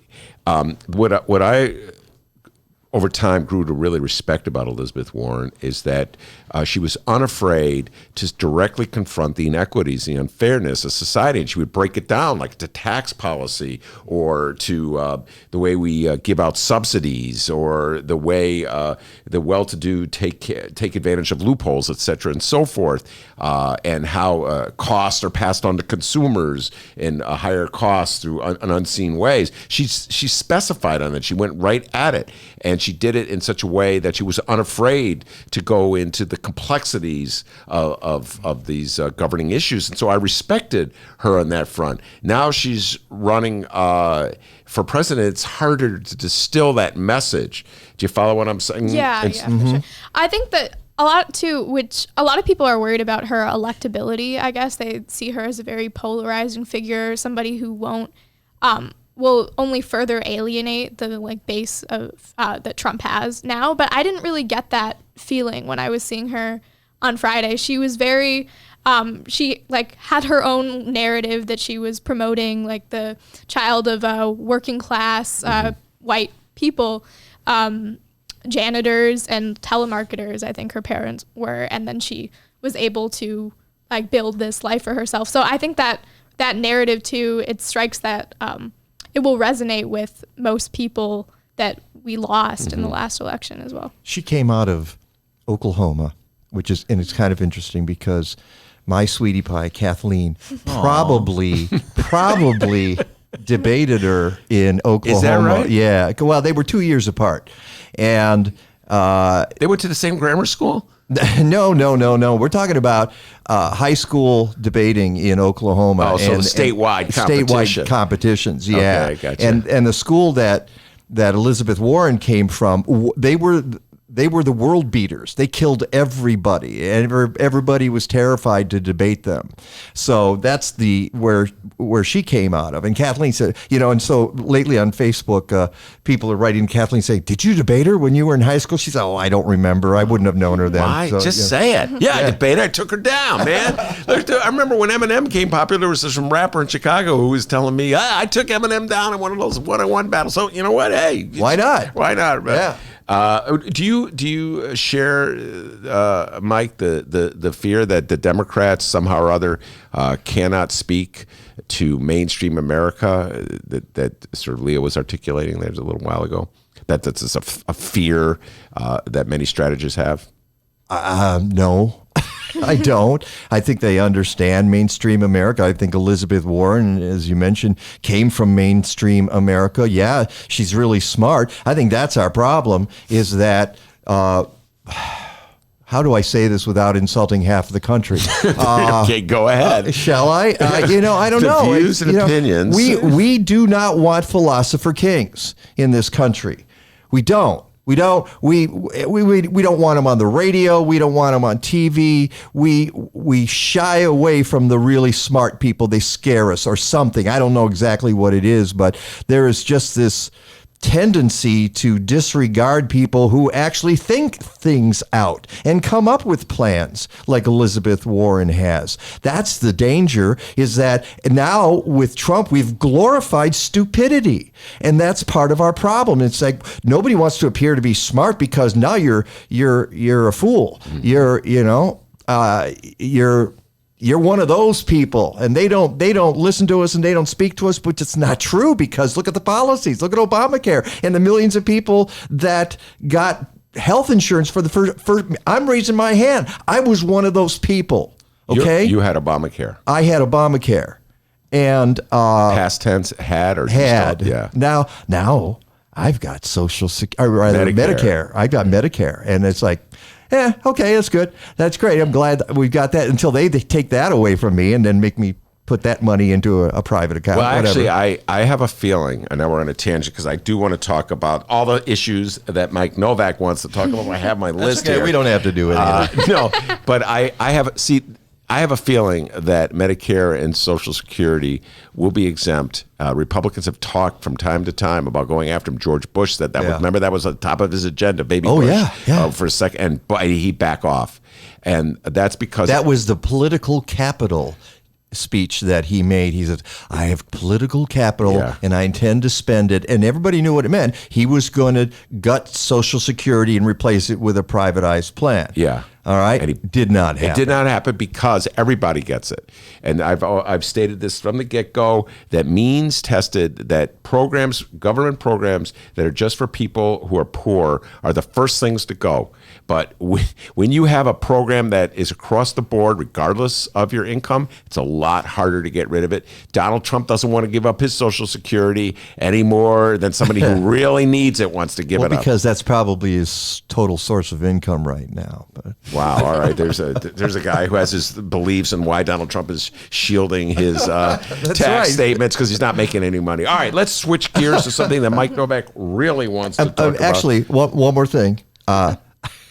Do you know the secret to getting into North Korea? Thank you. Please tell us. All right. Please tell us. You put your right foot in, you put your right foot out. You put your right foot in and you shake it all about. And that's it. Wow. Am I stoned right now? Well, it is legal. Oh, not until January 1st. Whoa. Hey, by the way, speaking of which, that was a great joke. Are you going to part of your gardening show? Or are you going to be delving into marijuana now that it's legal? And that's a really good question. I haven't given it a whole lot of thought. I'm sure there's other folks that really want to dive into this. One of our great sponsors is a company that does LED lights, and they have come to me and said, the marijuana people are just all over us. They want to know how well this works for hooch. So at some point, I suppose we'll go down that road. All right. I mean, we might talk about best ways to grow it. I don't know, because I don't have any particular insight into that. I mean, there's going to be people doing it, so you might as well get ahead of it now. Well, I've had people tell me that about advertisers. They said, that's where you want to look right now. You want to get ahead of the game. Let's Everybody's go. an expert. I know. Everybody. Blah, blah. These are cans on cans. Well, Dennis really is an expert. He went to radio school. Did you know that? Yeah, he really is. Yeah, I know. I'm impressed too. Top of my class. Yeah. Columbia School of Broadcasting? No, community college. Oh. downstate. All right, now let's talk about the gardening excellence, the Chicago Excellence in Gardening Awards. Go ahead, young man. All right. Well, I'm making my radio tour here, doing the promoting Chicago. Honest to goodness, a couple of weeks ago, I was on WBEZ on Worldview, and then last Saturday I was on your favorite station, WCPT. Wait, what was that station again? You were on WCPT? I was on. They let you in the building? No, they didn't let me in the building. I was on Mighty House, which simulcast. Oh, the simulcast. You got in through simulcast. Nice. Which is good, because then I get to bust CPT, while I'm on the air. Progresso Radio, like the soup. Views and actions of Mike Novak do not reflect those of the Ben Joravsky Show, but sort of. Well, sort of. I know this one does. Yeah. Sort of. WC, you're fired. All right, anyway. What really is painful when I go on WCGO, where I work now, and every now and then I'll slip and say I'm on WCP. Oh, no, don't say that. Okay. All right. And then last Saturday I was on Gargantua Radio down the dial. Oh, hell yeah. WGN. Sounds big. With John Williams. Where he used to work all the time, young Mike Novak. People don't realize that. The guy ran the Wally Phillips Show, all right? I came in last Saturday. They wouldn't let me leave until I engineered 2 shows. So it was a trade-off. Do the people who even work there now know who Wally Phillips is or young? Oh, yeah. They know he's a legend. Right, the people there. I don't, and the rest of Chicago, but it's aging. It's been a while. I don't think anybody in this room knows who he is except for you and me. Let's move on. Okay, right? Moving on. So now I'm here. This is like the whipped cream on the cupcake. Sure. That's what we're known as. The whipped cream on the cupcake. The whipped cream on the cupcake. All right, Chicago Excellence in Gardening Awards. So here's what happened. This is actually a political story, so you'll appreciate this. Back in, the dailies had the mayor's landscape awards for 50 years, more than 50 years in the city. The dailies, mayor dailies, not the daily newspapers. Right, the mayor, and I don't know if it started before Richard J. I think it was I think Dad started. Daddy Daily started. Daddy Daily started. Mm-hmm. Then Richie the Deuce continued it. Baby Daily loved it. And we get to Rahm Emanuel, and he drops it like a hot rock. Why? You have to ask him. All right, I don't. You know why? Why? Because he's kind of indifferent to the environment. I would take kind of out of that sentence. Okay. He thinks it's for losers. Okay, loser issue. The opinions are not Mike Novak's and have only represented by Ben Joravsky on the Ben Joravsky Show. Take a chill pill, man. You forgot to throw that one in there, Denny. Because I have to protect myself. Sorry about that. That's okay. But so he decides, no, we're not doing this anymore. Even though, from what I understand, talking to city people, it did not cost the city a dime or very little. It was volunteers doing the judging and people donating sites for the awards and on and on and on. And it was such goodwill to all. You want to reach out to neighborhoods? Do gardening awards, because you can bring in every single neighborhood in the city if you want. Why wouldn't you create that goodwill? So should we bring him in here and ask him? Rahm? I'm sure he's always willing to drop. Hey, come on in, Mayor Rahm. Take a chill pill, man. Yeah. Okay. So that ended in 2011. I stewed about it for several years. Yeah, you talked about it. Yeah, and said, this is nuts. Okay, you know what? I know this is a crazy idea, but I'm going to do it myself. And we're going to start this all over again. So 2 years ago, Peggy Malecki, who's my co-host and publishes Natural Awakening Chicago magazine, we start talking to people about it. I got my friend Christine Knight at the Shed Aquarium involved. I got Cook County Extension involved in it. I got Chicago Community Gardeners Association. I got Chicago Flower and Garden Show, Advocates for Urban Agriculture. Oddly enough, the Park District of Chicago. Wow. They got involved even though they're part of the city which dropped the thing like a hot rock. They probably didn't tell Rahm. Now he knows. He's mad. Yeah, he might be. The Forest Preserve District of Cook County, which creates these beautiful signs, which are designed by my sweetie Kathleen, who debated Elizabeth Warren in high school. There we go. And mop the floor with her. Mop the floor with her. Okay, we've gone from I don't remember to mop the floor. Resolved. Should the United States escalate in Vietnam? You take it away, Katie. Go ahead.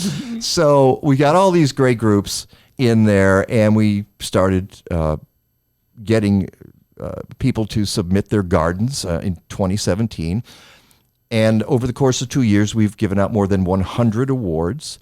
We're doing it for the third year now. And by the way, if people want to enter, I know because I know a lot of gardeners listen to your show, right, Ben? Starting in January, probably. Yeah, different kind of gardening, but yeah. So you're the one who's, so you're going after the marijuana sponsors? Is that what's Better believe it, pal. Well, they should be coming to me. I've been pushing the legalization of marijuana long before it was there you fashionable. go. All right. So we're doing it again this year. Go to chicagogardeningawards.org. Mm-hmm. chicagogardeningawards.org. And you can enter there, and we even have it in Spanish on the website, and they're coming in, and partly because of the radio tour I've been doing for the last 2 weeks, mostly with Peggy, and but because of everybody who's involved. So people enter their garden. It says enter garden. So what do you send judges to? Yeah, everybody who what enters. You do is when you enter, you submit a couple of photos and describe the garden, and it's not just. It doesn't have to be out of Better Homes and Gardens. It needs to be your plot of land and the thing you love, because we value a good story as much as we do, like a news reporter, okay? We value a good story, and overcoming obstacles is a big deal, and a lot of people have, especially community gardens. We do have individuals in this contest, but we'll take gardens in schools, community gardens, churches, businesses. You got a porch with some containers, but they look fabulous. We'll go up there. We'll take a look at it. We had a woman. All right, here's an example. Last year, one of our winners was a vet, a woman who is gardening on the 37th floor of her high-rise. And she does it at night because when she was in the Middle East, she acquired an allergy to sunlight for various reasons. I'm sure probably chemical exposure and exposure in heat in the desert. So she can't even garden during the day. So she goes out at night and at dusk and at dawn, and she created this magnificent garden. And we said, yeah, that's the kind of story we want to hear. There's a woman that I visited her garden on the south side. She appropriated a lot there and was mowing it for a long time. She said, this is crazy. I could be growing stuff, real stuff. Mm-hmm. So she digs up the lawn, puts in a garden, kind of basically single-handedly transforms the neighborhood with this pollinator garden and growing vegetables and growing plants for pollinators. It's beautiful, and she's working full time at the U of C in the health department. I'm thinking, how do you have the time to do this? Yeah. But they love it. This is what brings joy to them and fulfillment, and it changes neighborhoods, it changes lives, and that's why we do this. All right. And is there a deadline when folks? Yes, July 7th. So it's next month. Man. Yeah. Hurry up. Yeah. That's Sunday. My wife should enter. Are you open to bribery? Yeah, okay. Absolutely. Wow, what are we doing here, guys? I'm not much of a gardener at all, but does your wife garden? Yes, she loves to garden. Mm-hmm. You got a nice little plot of land there? Heavy emphasis on the word little.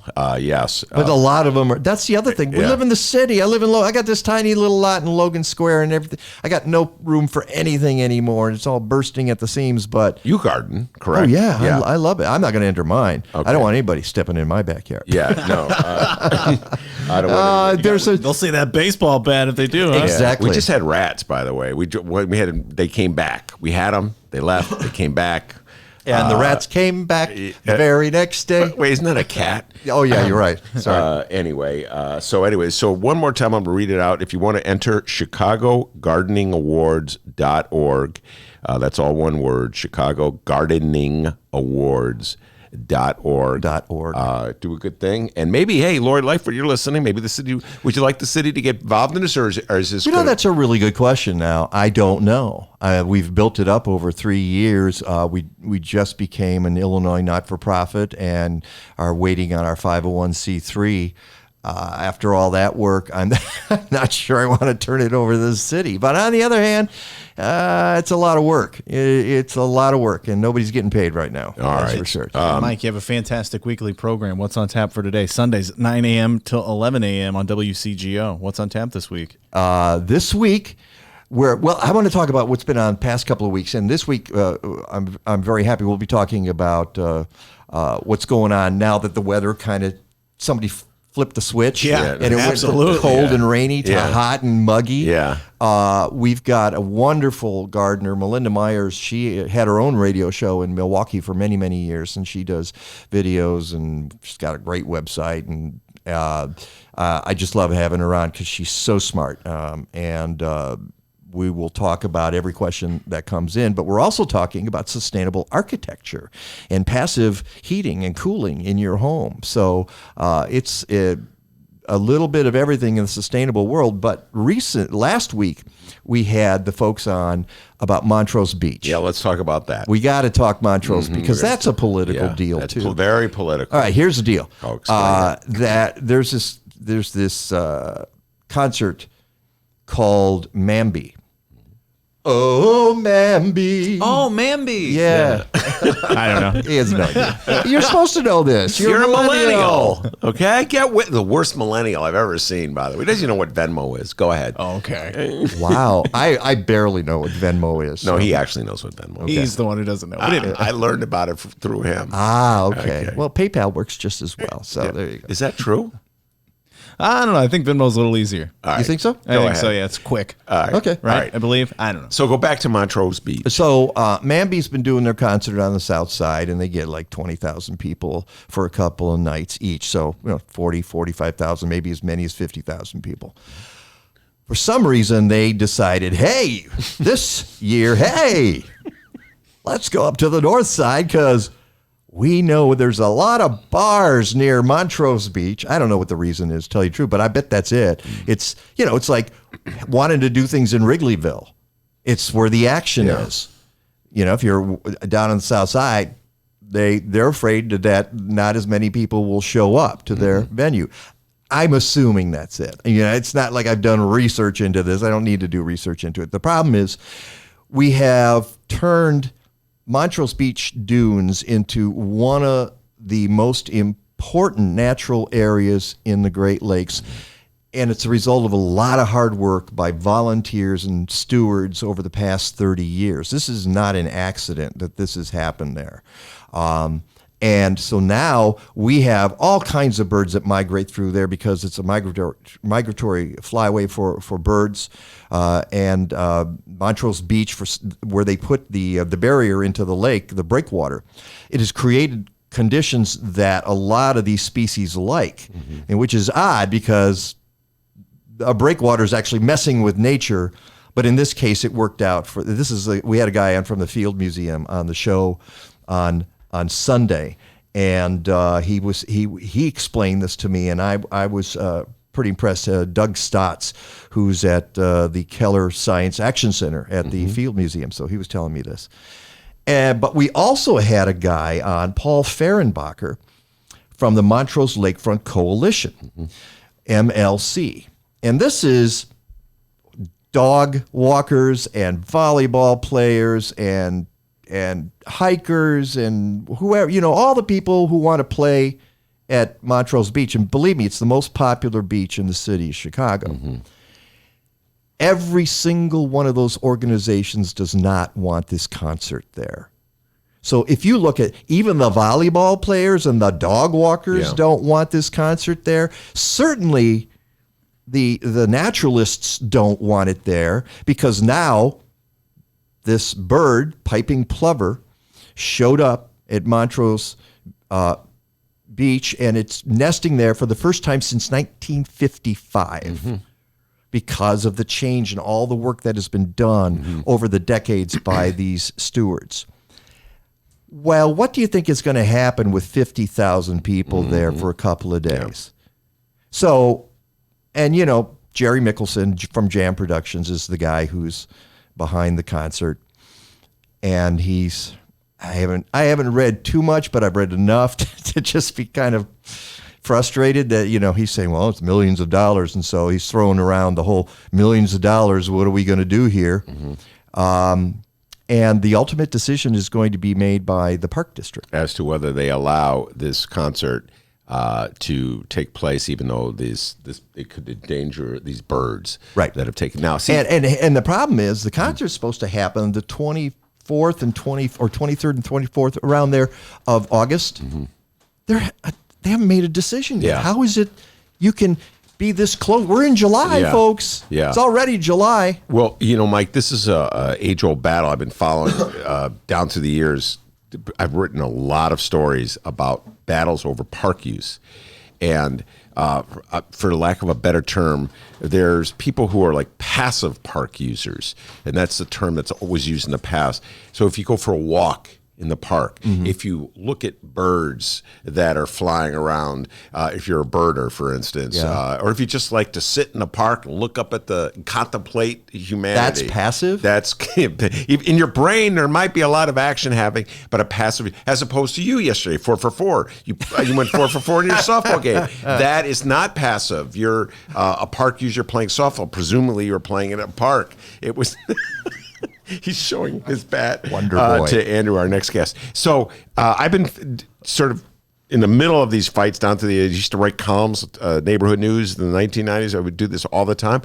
Fights like in Lincoln Park when Latin School wanted to put a soccer field in the middle of the park. It's going on right now in Jackson Park where Obama Center, President Obama wants to put his center in the park. May I say a word about that? Well, I know you got to get to the next. No. I want to hear what you have to say about that. Land grab. That's what I have to say. Okay. I don't, I voted for him twice. Doesn't mean I like his decision to take Jackson Park and use it for the Obama Center. Yeah. You could do it's the same thing as what's his name, Star Wars guy, George Lucas. George Lucas. Yes. They could have imagine if both of those had been in the city in two areas. Now we have two new areas that have been built up from nothing. Yeah. So why do you have to grab the good stuff? That's already You're talking nice. about the park. All right. Yeah. And so having written these articles, these columns down through the years, I am very much in the side, believe it or not, of the bird. Okay, I should hope so. I don't know. There's a lot of people out there who are very cynical about this birders stuff. are not okay. You say that's a passive use. No, it's not. It's an active use of it. I mean, these are people who go out every weekend and they're picking trash and cleaning weeds, and you can't tell me that that's passive. No, okay, fair enough. But in terms passive versus more proactive, in terms of like running, okay. When I say passive, kicking a ball or hit a bat, or going 4 for 4, going 4 for 4 with the enhancement of steroids, or going to a rock concert, or going to It's all the same. It's park use, but you have to. Like, there are people who literally say that they shouldn't put softball diamonds and soccer fields in parks because that takes away land that they want to walk on. Well, there's a difference between a park and a natural area, okay? It's like when you talk about forest preserved land, and a lot of people think it's the same as park land. And it is to some degree because they do have some picnic areas and they do have some ball fields, but that's not the main purpose. It's multi-use. Whereas when you think of the Chicago Park District, it really is ballparks and those sorts of things. However, not by accident, by some kind of design and nature's design, Montrose Beach happens to be an important area for habitat. And so we have to respect that somehow. We are lucky that these people stepped up. It's like 100 years ago when people said, hey, we should preserve these forest preserves around the city of Chicago. Boy, was that foresighted. We don't get a lot of that. And so now we have these people who protected this area at Montrose Beach, and then these birds come in, and it's a sign that something is being done right there. Why would we don't know the damage is going to be caused by having 50,000 people there over 2 weekends. And once it happens, it's too late. All right, let me ask you this question. In your humble opinion, Should the city of Chicago turn over Grant Park every year for Lollapalooza? Go. Ooh. You talk about passive versus non-passive use of a park. Yeah. Mike Novak. They make a lot of money on that. See, I'd rather have it at Grand Park than mess up Montrose Beach habitat. What if they discovered there was a bird at Grant Park that you were upset? Then you rope it off and say, get out of here. Mike Novak has spoken, ladies and gentlemen. Like I have any say in any Hey, you're of the this. one who brought back the Chicago Excellence Gardening Award. You got more power than Rahm, okay? And you have a bat. I got a bat here. Mike Novak says, sorry, Lollapalooza, beat it. Listen, I'm just throwing that out there because I've had that argument, okay? No, I understand it. In that area, downtown, we've got Millennium Park and Lurie Garden. It's a beautiful area. It's not a natural area. Yeah. It's an artificial area, but it is beautiful and it brings a lot of wildlife to it. Yeah. So if you're going to have Lollapalooza on the baseball diamonds, I really don't have a problem with that. Okay. All right. Who was I having this debate with? At one point, I mildly criticized Lollapalooza. All right. And I got a earful. I can't remember who it was, but this guy, you don't know what Lollapalooza does for the city of Chicago, Ben. Blah, blah, blah, blah, blah. I said, all right, man, calm down. I will never, ever criticize Lollapalooza again. All right. That is Mike Novak. I'm Ben Joravsky. Andrew Schneider's in the studio getting ready to talk about landscaping. No, not landscaping. Landmarking, historical issues. Yes. We're going to keep Novak in the studio and see what Andrew has to say about birds at Montrose Harbor. We'll be right back after this. Cirque du Soleil's Big Top comes back to Chicago with its latest show, Volta. Venture into a captivating voyage of discovery inspired by the adventurous spirit of freedom, where a surge of action sparks a high-voltage journey. Volta. Playing May 18th through July 6th under the Big Top at Soldier Field. Tickets at CirqueDuSoleil.com. Volta thanks their partners Hennessy Black and Champagne Nicolas Fayette. Read the Chicago Reader to get up to speed on what's what in Chicago. Culture, food, arts and entertainment, weekly concert listings, weekly event listings, the environment, travel. I can continue, but you get the point. And for all of you Chicago political junkies, raw weekly columns on real city politics from Maya Dukmasova and our very own Ben Joravsky. The Chicago Reader, free to the public in newsstands throughout the city and online at chicagoreader.com. Read it now and be a more informed Chicagoan.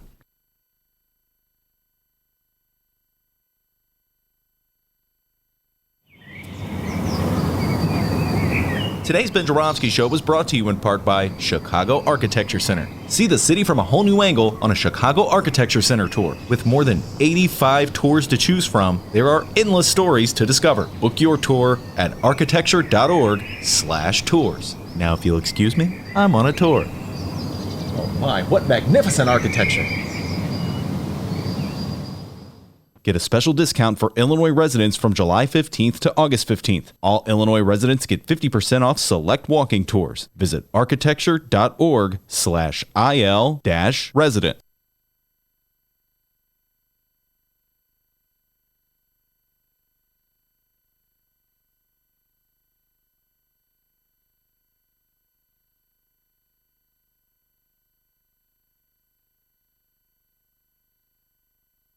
Today's Ben Joravsky Show is brought to you in part by Green Element Resale. It's located at 6241 North Broadway in Chicago, and guys, it is amazing.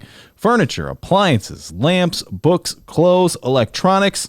It's a thrift shop, but it's the only thrift shop in Chicago that helps bring you the Ben Joravsky Show. So if you're ever on Broadway between Granville and Devon, tell them thank you and go check out Green Element Resale and go buy something, 6241 North Broadway, and find more information at greenelementresale.com. Green Element Resale, it's a fantastic place for you to go and save tons of money. Oh, yeah. Welcome back to the Ben Joravsky Show, live from the Chicago Sun-Times. Yes, indeed. We are live from the Chicago Sun-Times. We've twisted Mike Novak's arm and forced him to stay, taking that baseball bat away from him.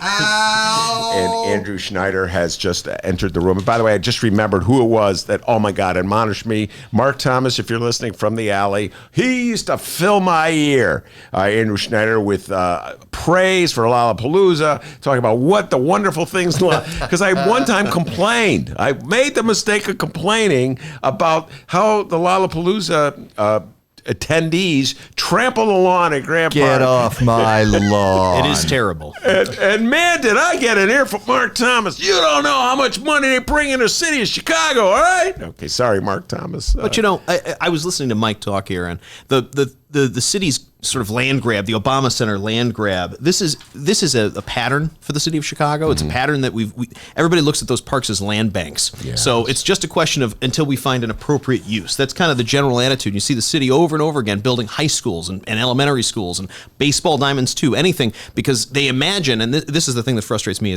as a Chicago resident and a preservationist, that they imagine those parks are just, what we did was we decided we should just draw a line around this space and that'll be our park. Right, and then we just leave it alone. Yeah. But what's actually happening when you look at Humboldt Park? William LeBaron Jenney, right, father of the skyscraper, he laid out our boulevard system. He put together a plan for Humboldt Park, and he bemoaned the fact that when they did this, there wasn't a single tree in Humboldt Park that was worthy of saving. Yeah. Every single tree was scrubbed. It was junk. Those parks were built, and they were constructed just like a building. And everybody looks at them and they think, it's a meadow, it's a stream, it's a lagoon. But every single feature was a constructed feature. They're not just passive space. They're not space that we just drew a line around. They're something that, generations ago, Chicagoans built. They built for everybody. And so to treat it like, it's just empty land, it's phenomenally disrespectful. No, and this was back when Mike and I first moved to Chicago. This was common thought.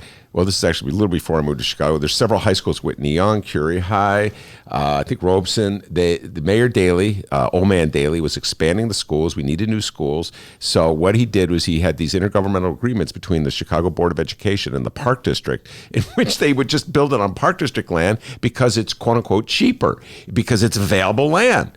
And you don't have to buy it. So instead of negotiating with the landlord, you just cut a deal with the Park District, which owes its jobs.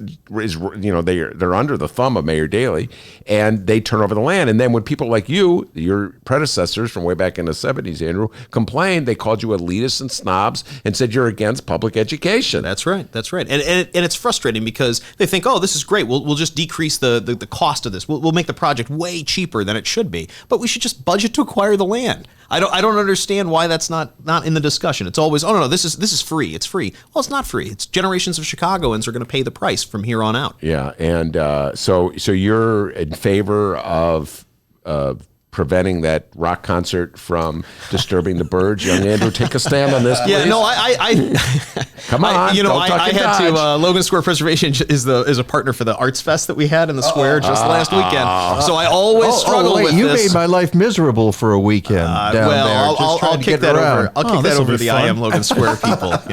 But no, I think that we should look askance at some of these things and really, really be skeptical about them before we just go, we'll gate the park this weekend. I mean, those are public facilities. Yeah. It's just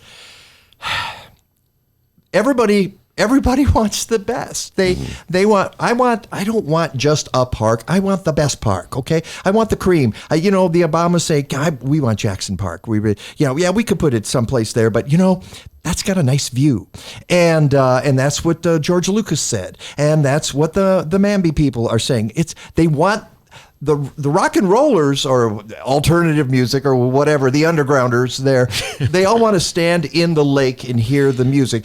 Good for you. Do it on the south side, all right? Or do it. I don't know why you would say Muskegon, do it on the Michigan. south side. I don't know. I would say. I like Muskegon. The Muskegon Mamby. Come on, man. I would say if you're trampling on parkland on the north side, it's just as bad to trample on parkland on the south side. And this is the issue. This is where it gets. We get very territorial and tribal in the city of Chicago. And so, for instance, the Northsiders who come down talk about Jackson Park and that that Obama should not put their center there. A lot of people on the South Side say, "Stay out of our business. We want to put the center there." Yes, they do, and I understand that. But you know what? As a citizen of the city of Chicago, that's my park. That's my park. Just as it's your park, just as it's anybody's park. What I'm just saying, and I have used it. I have been down there. Yeah, and I'm just saying, if you have an objection to a rock concert on Montrose Harbor, just throw it on the south side. I wouldn't say. Okay, and that was kind of cavalier, and I'll withdraw that, because what I would say, there's one of the things they're doing on the south side in some of the parks is putting in beautiful natural habitat, and I wouldn't want the concert to smash that either. And some of that is just gorgeous. Yeah. Now, lawn, I don't have a whole lot of problem with people trampling on a lawn because it'll come back. Yeah. All right. Now, and by the way, let's just say when we talk about the parks, we move on. We were going to have an Olympics in the parks. You talk about destroying our parks. Oof. We were going to turn over the parks to the Olympic Committee. Yeah. Speaking of bullets, we've dodged. All right. Better than FIFA, I suppose, right? All right. So, Andrew, you had you uncovered quite a little treasure trove there. Let's switch gears to talk about the historical past. You have some of the material I just have a single program here from 1977. This is those people who might have noticed in the news. My good friends Jacob Kaplan and Dan Pogozelski, who I think are guests from time to time on this show. Once a month, they're known as the political know-it-alls because there's nothing they don't know about Chicago politics. Just ask them, right? Yeah, just ask them. And but in their private lives, they're preservationists. Preservationists and historians. I got to know them because Chicago historians are there's a relatively small group of us that are a little too interested in this sort of stuff. Too interested anyway to be interesting to most people. But they called me because, one, this is sort of in sort of my backyard, which is, it's technically Avondale, but it's on the north side of Diversey, just west of Diversey, Kimball, and Milwaukee. There was a ward office and a Democratic office back, time immemorial for John C. Marson, who was the sort of the kingmaker. He was a city clerk. He was a really important politician back in the day. And they had heard for years, and this was in the news this week, they'd heard for years that the ward office, he died suddenly, he was in office, and they'd heard that it had just been closed up. The family just locked the doors, nothing happened. Where was the office? Oh, gosh. It was Diversey, and I when I read the article, I think it was Ridgeway, right? Diversey and Ridgeway. I don't think it was Ridgeway. I can find Central Park. It was right by Central Park and Diversey, but it was just a couple blocks west of Diversey and Kimball. That's what I thought you said. Go ahead. Yeah, and so they finally got a hold of whoever had the keys, and they let us in. And I was there when we it was kind of a little bit like King Tut's tomb, right? It was sort of just pull back the curtains and, what do you see, Dan? Oh, wonderful things, right? Well, it's of course not gold, but it's political gold, right? And the political gold in this case is sort of every file you can imagine that was kept by a 60s era, 60s, 70s era ward office. And so, there was a literal job Diversey file. and Drake. There you go, Diversey and Drake. And I remembered that because I live between Drake and St. Louis. Yeah. So there you go. Well, it's a lovely spot. The building's it's a handsome building, but it was just so they just had curtains across the storefront windows, and it was that way for 3 decades. And we walk in, and there were the things we found in that ward office. First, it was kind of scary. I mean, it was dark, no electricity. You're in there with flashlights, but it was just packed. And I got the sense from going in that it wasn't just the ward office, but that occasionally somebody would come in and have something else and just kind of throw it on top of the pile. I can't swear that, but that's kind of the feel it had when you walked in. And we were pulling stuff out of there. People were there or afterward? No, long after. I mean, they just gave us the key. They just opened it up and let us go. So it sat there empty, and they would just throw more junk in there over the years. Over the years, just who occasionally. Would be the person throwing the junk in? I imagine the family. Just, hey, we need some place to store a couple of chairs. Where should we put these? We'll just throw them in the old ward office.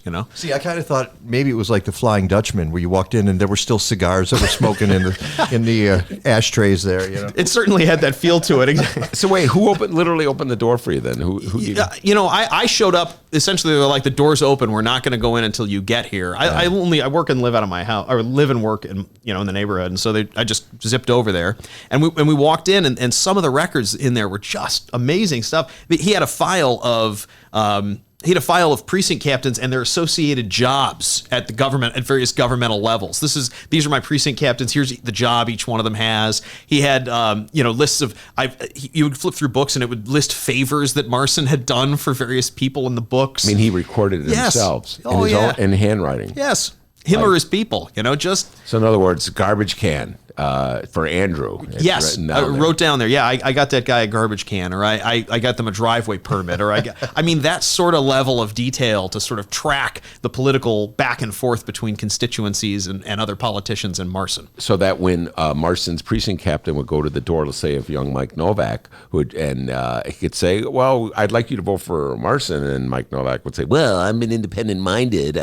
I want to go whoever the IVI suggests." All right, and they'll go, "Oh yeah," and they'll open up their book and go, "Did you go to the IVI when you needed that garbage can, Mike Novak?" That is precisely And so I'll vote for Marson. Is that how it works? That's pretty much how it Yeah. worked. I mean, that's my sense from looking at these files and material. It was a treasure trove, truthfully. I'll have you know, I did not post that on my own site. I posted that article on a site called Examining the Evidence, which is about primary sources. And these people are geeky enough to really, we got a lot of response to that on it was that in the Block site. Club. I believe the article was in the Block article was Club. in Let's Block give Jen Sabella a shout out there. Oh, absolutely. Block And Mina Club. Bloom, the reporter that put that together. Right. So what else did you find? Any other interesting artifacts? Boy, I still feel bad. We were Any money? There Remember may Paul have been Powell? money in the basement, which was even more terrifying than the first level. There was an enormous cash register. It looks like it dates back from the days it was a bar, and it was heavy, and we could not open it. So I'm sure there was probably money in it, but they were kind of clear too, like, hey, you can take any sort of political and historical stuff, and But we took. I remember we tried to take. It had the 35th Ward Regular Democratic Organization that was in neon. We tried to get that out. Those things were simply too fragile. One of the two signs broke trying to get out of the window. The other broke on the trip to the storage unit. But I remember, boy, what was the thing? I got to give Dan and Jacob a lot of credit though, because these guys pull to those future Chicagoans and people of this metro area are going to owe those to a real debt. Not only for doing stuff like this, but I mean these are guys that one of the first things I did with them was go down to Evergreen Plaza, the mall down on the far sort of south side there, and 95th. yeah, and one of the first, essentially the first mall in the metro area, and. What did they want? They wanted the files. They went in there and they're pulling out records of the original stores that were in there. They're pulling out blueprints. They're pulling out and who's interested today in the mall from the 50s, right? But in 50 years, somebody's going to be really glad that those two pulled everything out of that mall. Wow. For 10 trivia points, who was the developer of that mall? Andrew?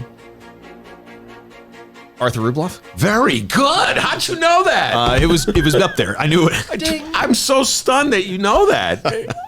How do you know that? Come on. Come on, man. I wrote a story about it at one point or another. I've written about everything in the city. Folks, before I did this gig, I was writing about the city of Chicago for over 30 years. You're a writer? Yeah. I have no idea. Okay. Paperback writer. Well, the other thing that's crazy, people imagine, and this is why I'm glad to know Jacob and Dan, because we it's not just the Marson Archive, it's not just Evergreen Plaza. They've really kind of shown me and a bunch of other people that this stuff still exists, and it still exists today in basements and in attics. Logan Square Preservation's taken big amounts of records from old churches that were destined for the trash heap. We lease a building from the city of Chicago, and when we first leased it, we were going through it, and we opened up, it had an attic. It's a comfort station in Logan Square. We popped that hatch in this attic, and the things that were up in the attic, old WPA era posters that had just been thrown up there. Wow. Big signs for the different boulevards, from Franklin Boulevard to Logan and Kedzie. Department of Forestry, Richard J. Daley Mayor, and there were even car fenders, like 50 car fenders that have been thrown up there. What is that document you have there on the table? Yeah, this is it's a program book from the annual dinner benefiting the 35th Ward Regular Democratic Organization. John C. Marson, clerk and Democratic committeeman, and it's the kind of stuff you would get. What year is it? Does it say? 1977. Oh, so I was around in 1977, and this was how they all did it. They have a whole committee of people. Frank Annunzio's on the committee. There's John Brandt, and just lots and lots of Thad Liskowitz, state rep, Dan Rostenkowski, Congressman 8th District. And then you go through and here's subscribers and sponsors, and it's just people, patrons, well wishers, just people that wrote a check and then got listed in the program book. This was a really popular thing to do at the time. Yeah, that's how you raise money for the local ward organization. I remember your good friend Richard Mell, who was the alderman of the 33rd Ward. That's how he did.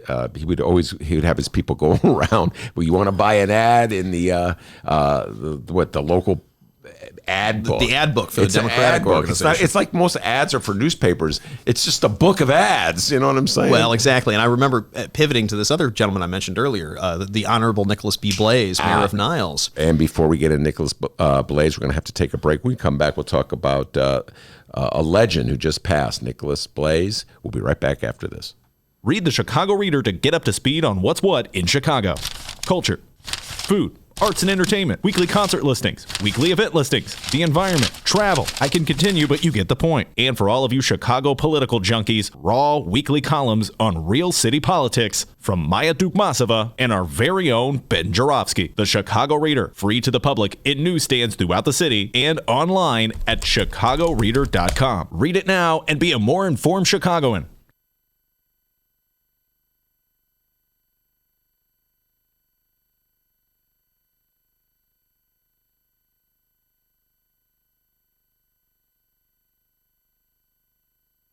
The Ben Joravsky Show is supported by the Northwestern Summer Writers Conference. Now in its 15th year, the 3-day conference held in Chicago features a diverse array of workshops, speakers, discussions, and readings. Learn more at sps.northwestern.edu/writers.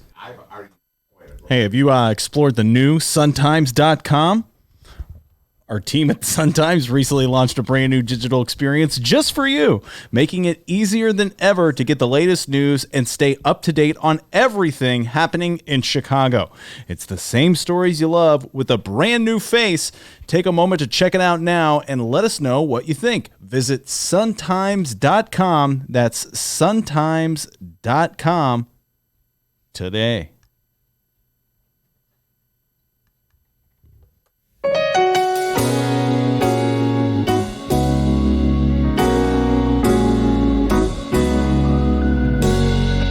Welcome back to the Ben Joravsky Show. Mike Novak, put the bat down.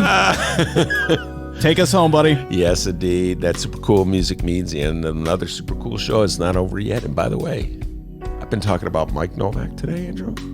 Not only is he a gardener, not only is he the head of the Chicago Excellence Gardening Awards, and by the way, if you want to enter, you have until July 7th. One more time, ChicagoGardeningAwards.org. Not only does he host his own radio show, not only did he go 4 for 4 the other day in a softball game, even steroid-enhanced 4 for 4, I might say. Mike Novak does not do steroids. Not only has he taken a strong stand defending those birds at Montrose Harbor, not only does he married to a woman who mopped the floor with Elizabeth Warren back in 1960-something in Oklahoma. Not only that, Andrew, he plays a mean piano, and that is him playing right now. Thank you very much. The talent is amazing. Yeah, it's unbelievable, way. It's lonely at the top. It's like this is a segment of the show, Andrew and Michael, that we call. What do we call this? Ask Leah asks. No. What is the? It's that time of the program where we let our editor Leah step in. It's time for Leah's last word. Yeah, there we go. Yeah, all right. That's a guy who went to radio school, ladies and gentlemen. All right, Leah, step in. You have some questions for these young men? Sure. So, in your opinion, what is the best public park in the city of Chicago and why? That's my first question. My second question is, where in the city does there need to be a new public park? Oh, I thought you were going to ask about you threw a curveball at me. Wow. Young Michael, go ahead. Best public park, and where should there be a public park? Best public park. That's a tough one. That's a really hard one because different parks perform different functions. I mean, it would be really easy to just say downtown and, stretching Millennium Park to Grant Park and across because it has so many different uses. But there are some gems, even like Humboldt Park, in our area. That's the one I was going to pick. Yeah, but, because that's Humboldt my Park bias. it's a lovely little park, and they've transformed it in the last decade or so. Yeah, well, I would go with Humboldt Park simply because it's the only, it's easy, as you say, Grant Park, Lincoln Park, one of these beautiful lakefront parks is nice, but Humboldt Park is the only inland beach in the whole city. Mm-hmm. So you got a public beach right in a neighborhood and a beautiful hundreds of acres of historic Jens Jensen and William LeBerry Jenny landscape. It's got to be Humboldt Park. We're gonna go with Humboldt Park. There we go. All right, and I'm going to ask the follow-up question that Leah was going to ask. Maybe I misunderstood what she was going to ask, but I'll ask this question, and that is, where, in your opinion, would be a more appropriate location for the Obama Center than Jackson Park? Young Michael. Well, there were folks who have been agitating. What was the area? The Washington Park site. Washington Park site, which seems to make a lot more sense. There, you would take a site that is not already a park that has historic value. You could create that historic value on that site, and I understand your question, but we already addressed that about people who are stakeholders on the south side. I understand a lot of people they're terrified that the economic benefit will not come to that area of the city, and I understand that fear. I don't think the Obamas are going to pull out. They got what they want, so it's going to happen in Jackson Park. It's a moot point. Yeah, really. All right. But what I'm worried about, though, is the Tiger Woods golf course. That'll destroy the South Shore Nature Sanctuary. Yeah. So are we going to do even more damage? And part of the deal, it's funny, nobody's been talking about that lately. And part of it was, we'll slip that in. It sounds like it's part of the Obama thing. It's not really, but we'll just kind of slide it in there. And then suddenly that will be there too. And people are going to love it. And you know what it's going to do? It's going to kick golfers out of the guys. And I've played Jackson Park. I love Jackson Park. You walk Jackson Park. It's that old time golf course where the ninth hole is the farthest distance from the clubhouse, and then you nice walk. back. Yeah, exactly. It's a great walk. And it's going to take guys who like to go there with their buddies, and they bet on the holes. And I mean, if you've ever played down there, they're not going to be able to afford the Tiger Woods course, the PGA style course. So where are they going to go? Now they got to take forest preserves. Forest preserves. Well, yeah, forest preserves and other city courses, and what they're going to put their bags on the bus and on the train, which I have done. On my bicycle, I've done it, which is crazy. Yeah. But I've seen. I'm not the only one. There are some guys who take their. Well, now you can take your dockless scooter. You can just put it on your back and take your scooter. Yeah, he's a big scooter guy. No, don't get me started on that. Scooters. Oh man. All right, and you see 6 of them weaving towards you on a one-way street. They're going the wrong way. It's marvelous. What could possibly go wrong? All right, so and the other question that I thought Leah was going to ask, maybe I'm just thinking this is the question I wanted to ask. I'll ask Andrew and then Michael as well. We were talking about the park space and the use of park space, and there was a big fight over George Lucas's proposal to put his museum right on the lakefront, right near Soldier Field. And the people who are in favor of that are still chiding preservationists about the fact that they chased George Lucas out of Chicago, noting that it is a parking lot. And so a lot of good you did chasing away a development deal and leaving us with a parking lot. Love to hear. Looks like Mike Nowak is bursting at the seams to respond. I'm setting back. Andrew, your thoughts and your response. I have some strong opinions. I often tell people, most of us, Logan Square Preservation, Friends of the Parks, we're just sort of animals. We're very predictable in how we're going to react. You get an animal gets attacked or cornered, they bite back. And you can expect the Friends of the Parks to fight for public land. You can expect preservationists to fight for existing buildings. That's just what they're going to do. It's very predictable. So the failure in the George Lucas Museum really rests at Rahm Emanuel's feet. He was the one who should have put up a stop sign for that site and said, "Hey, there's a lot of legal protections. There's a huge amount of hurdles to put a museum here. Let's pick another site. We got a bunch of great sites. Let's pick somewhere else." And he didn't. He presumably thought he could muscle this through the council, muscle it through the courts, and it just didn't happen. But I think that it's really important to note that this is the same dynamic we see trotted out with almost every development, whether it's on public land, whether it's on private land. Oh, do you want a vacant lot or do you want this shiny new thing? And it's always a false choice, because it's what happens to that site is a spectrum. It doesn't have to be the Lucas Museum or a parking lot. Now, the city, out of spite, may simply leave it a parking lot, but it doesn't have to be that. That's a choice that the city is making. And so the choice was for the Lucas Museum, which they couldn't get, and then they leave it a parking lot, and they say, look what you did. And it's like, well, no. What we did was fight to make sure that in 50 years, when the next mayor goes, or the mayor 50 years from now goes, hey, thank God we were able to build the spaceport there or whatever gets built there, green space, hopefully, that's something that's going to have been bequeathed to those people by Friends of the Parks, and they deserve a lot of respect for that. I humbly agree, and your point is very well taken. It was a false choice.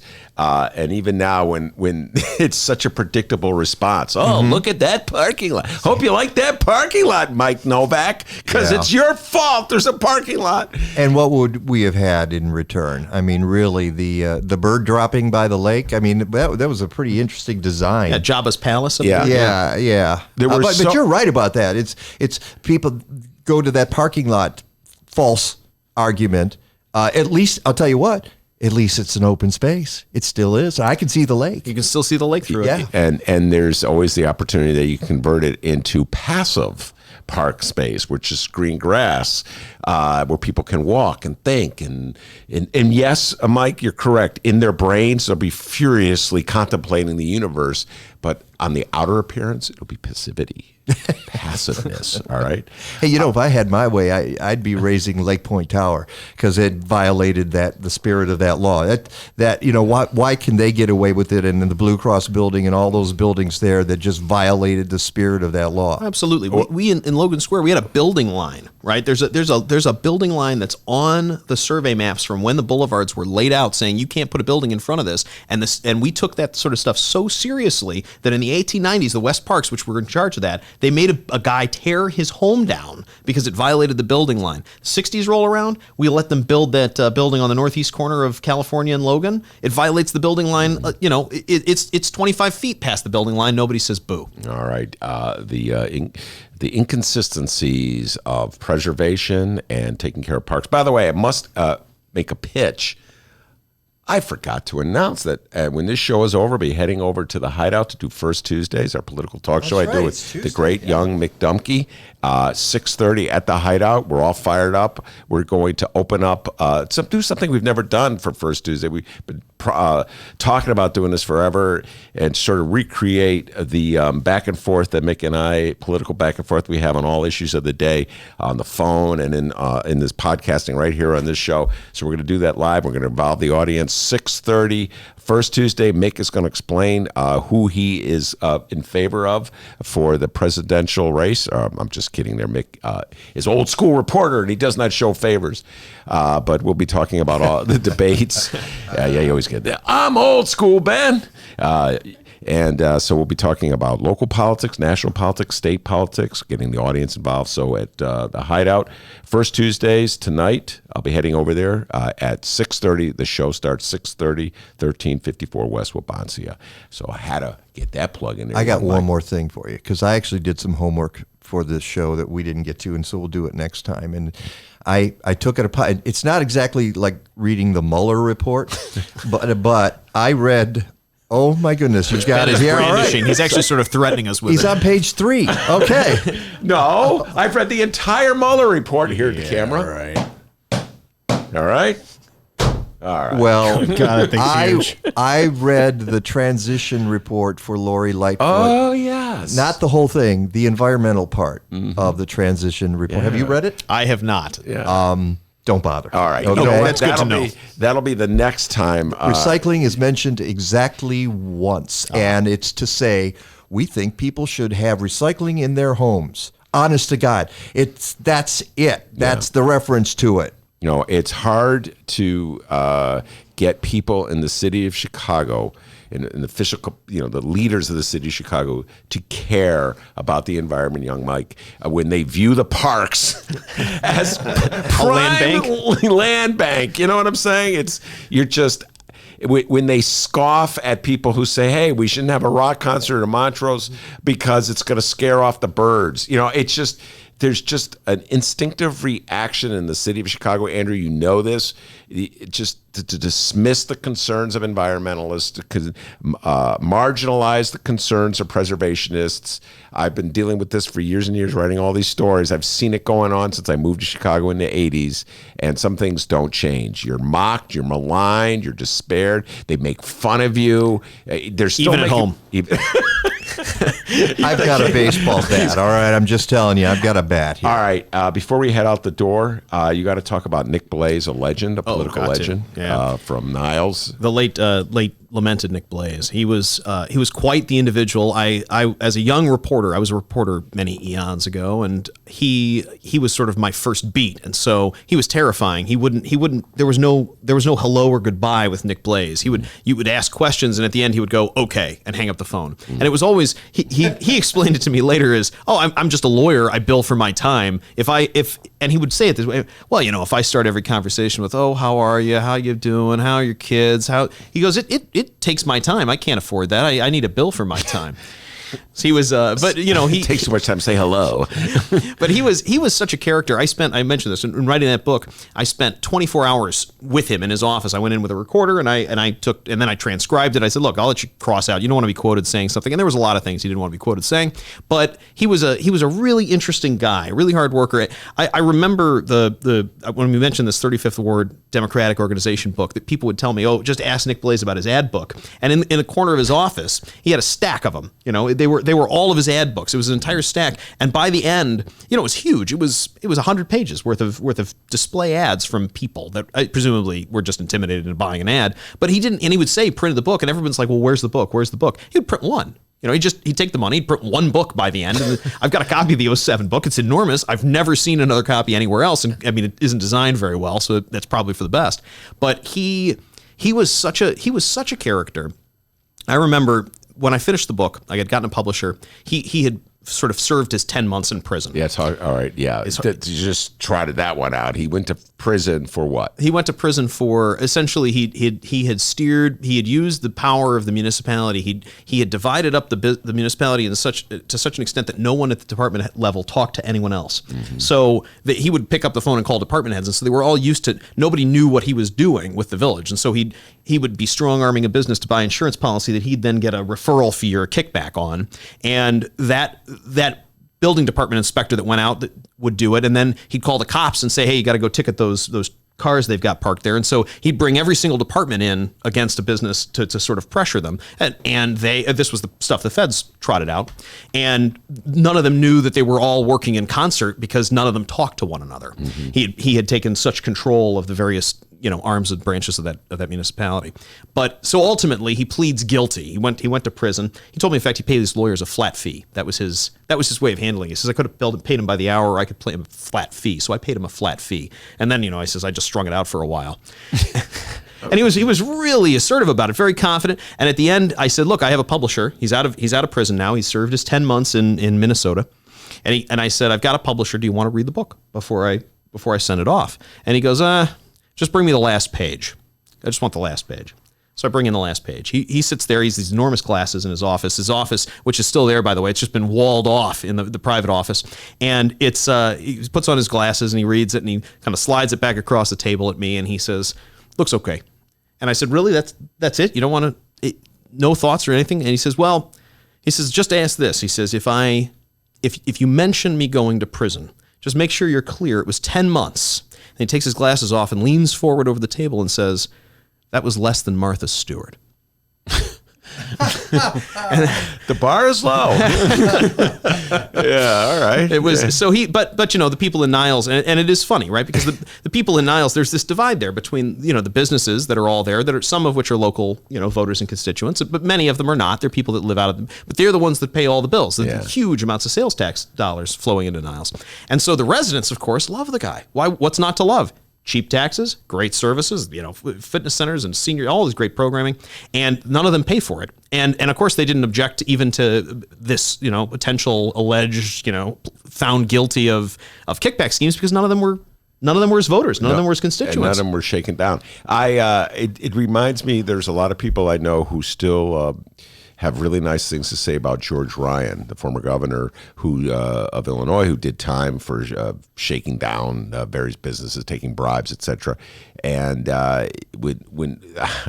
when some of these people talk about George Ryan, they're like, come on, and then they'll talk about the things he did, X, Y, Z. So I guess beauty is in the eye of the beholder. Yeah, one more thing I want to mention about him because it's important. He was a real charming guy. It was hard to write a book about him and be critical because he was if he wanted to intimidate you, he'd intimidate you. But if he wanted to make you his friend, he would do that too. And he used to keep a copy. He had a Signet Classics copy of Machiavelli's The Prince. He would keep it on his desk.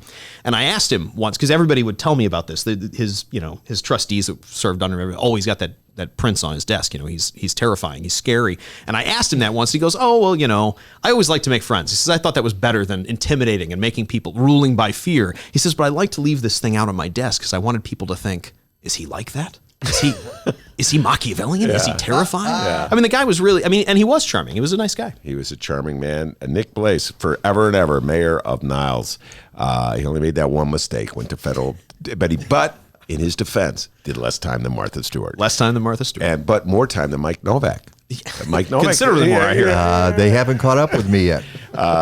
Anyway, that is Mike Novak. Andrew Schneider, thank you so much for being on the show as well. Also want to thank Maya Dukmasova. She was here at 1:30. She did a magnificent job. Leah, as always, you did a great job. And, of course, the man, the myth, the pride and joy of Alton, Illinois. And Mike Novak will tell you, and Andrew Schneider, they've been on this show. They know. You know what they call him back in Alton, don't you? It's white lightning, isn't it? That's white lightning. No one's ever called me that in my life. Yes. Anyway, you did a great job, Dr. D. Give yourself a raise. Take it out of petty cash. In a little while, I'm heading over to First Tuesday, so show up at the Hideout, everybody. 1354 West Wabansia. We'll find out who Mick Dumke is going to support for President of the United States. See you tomorrow, everybody.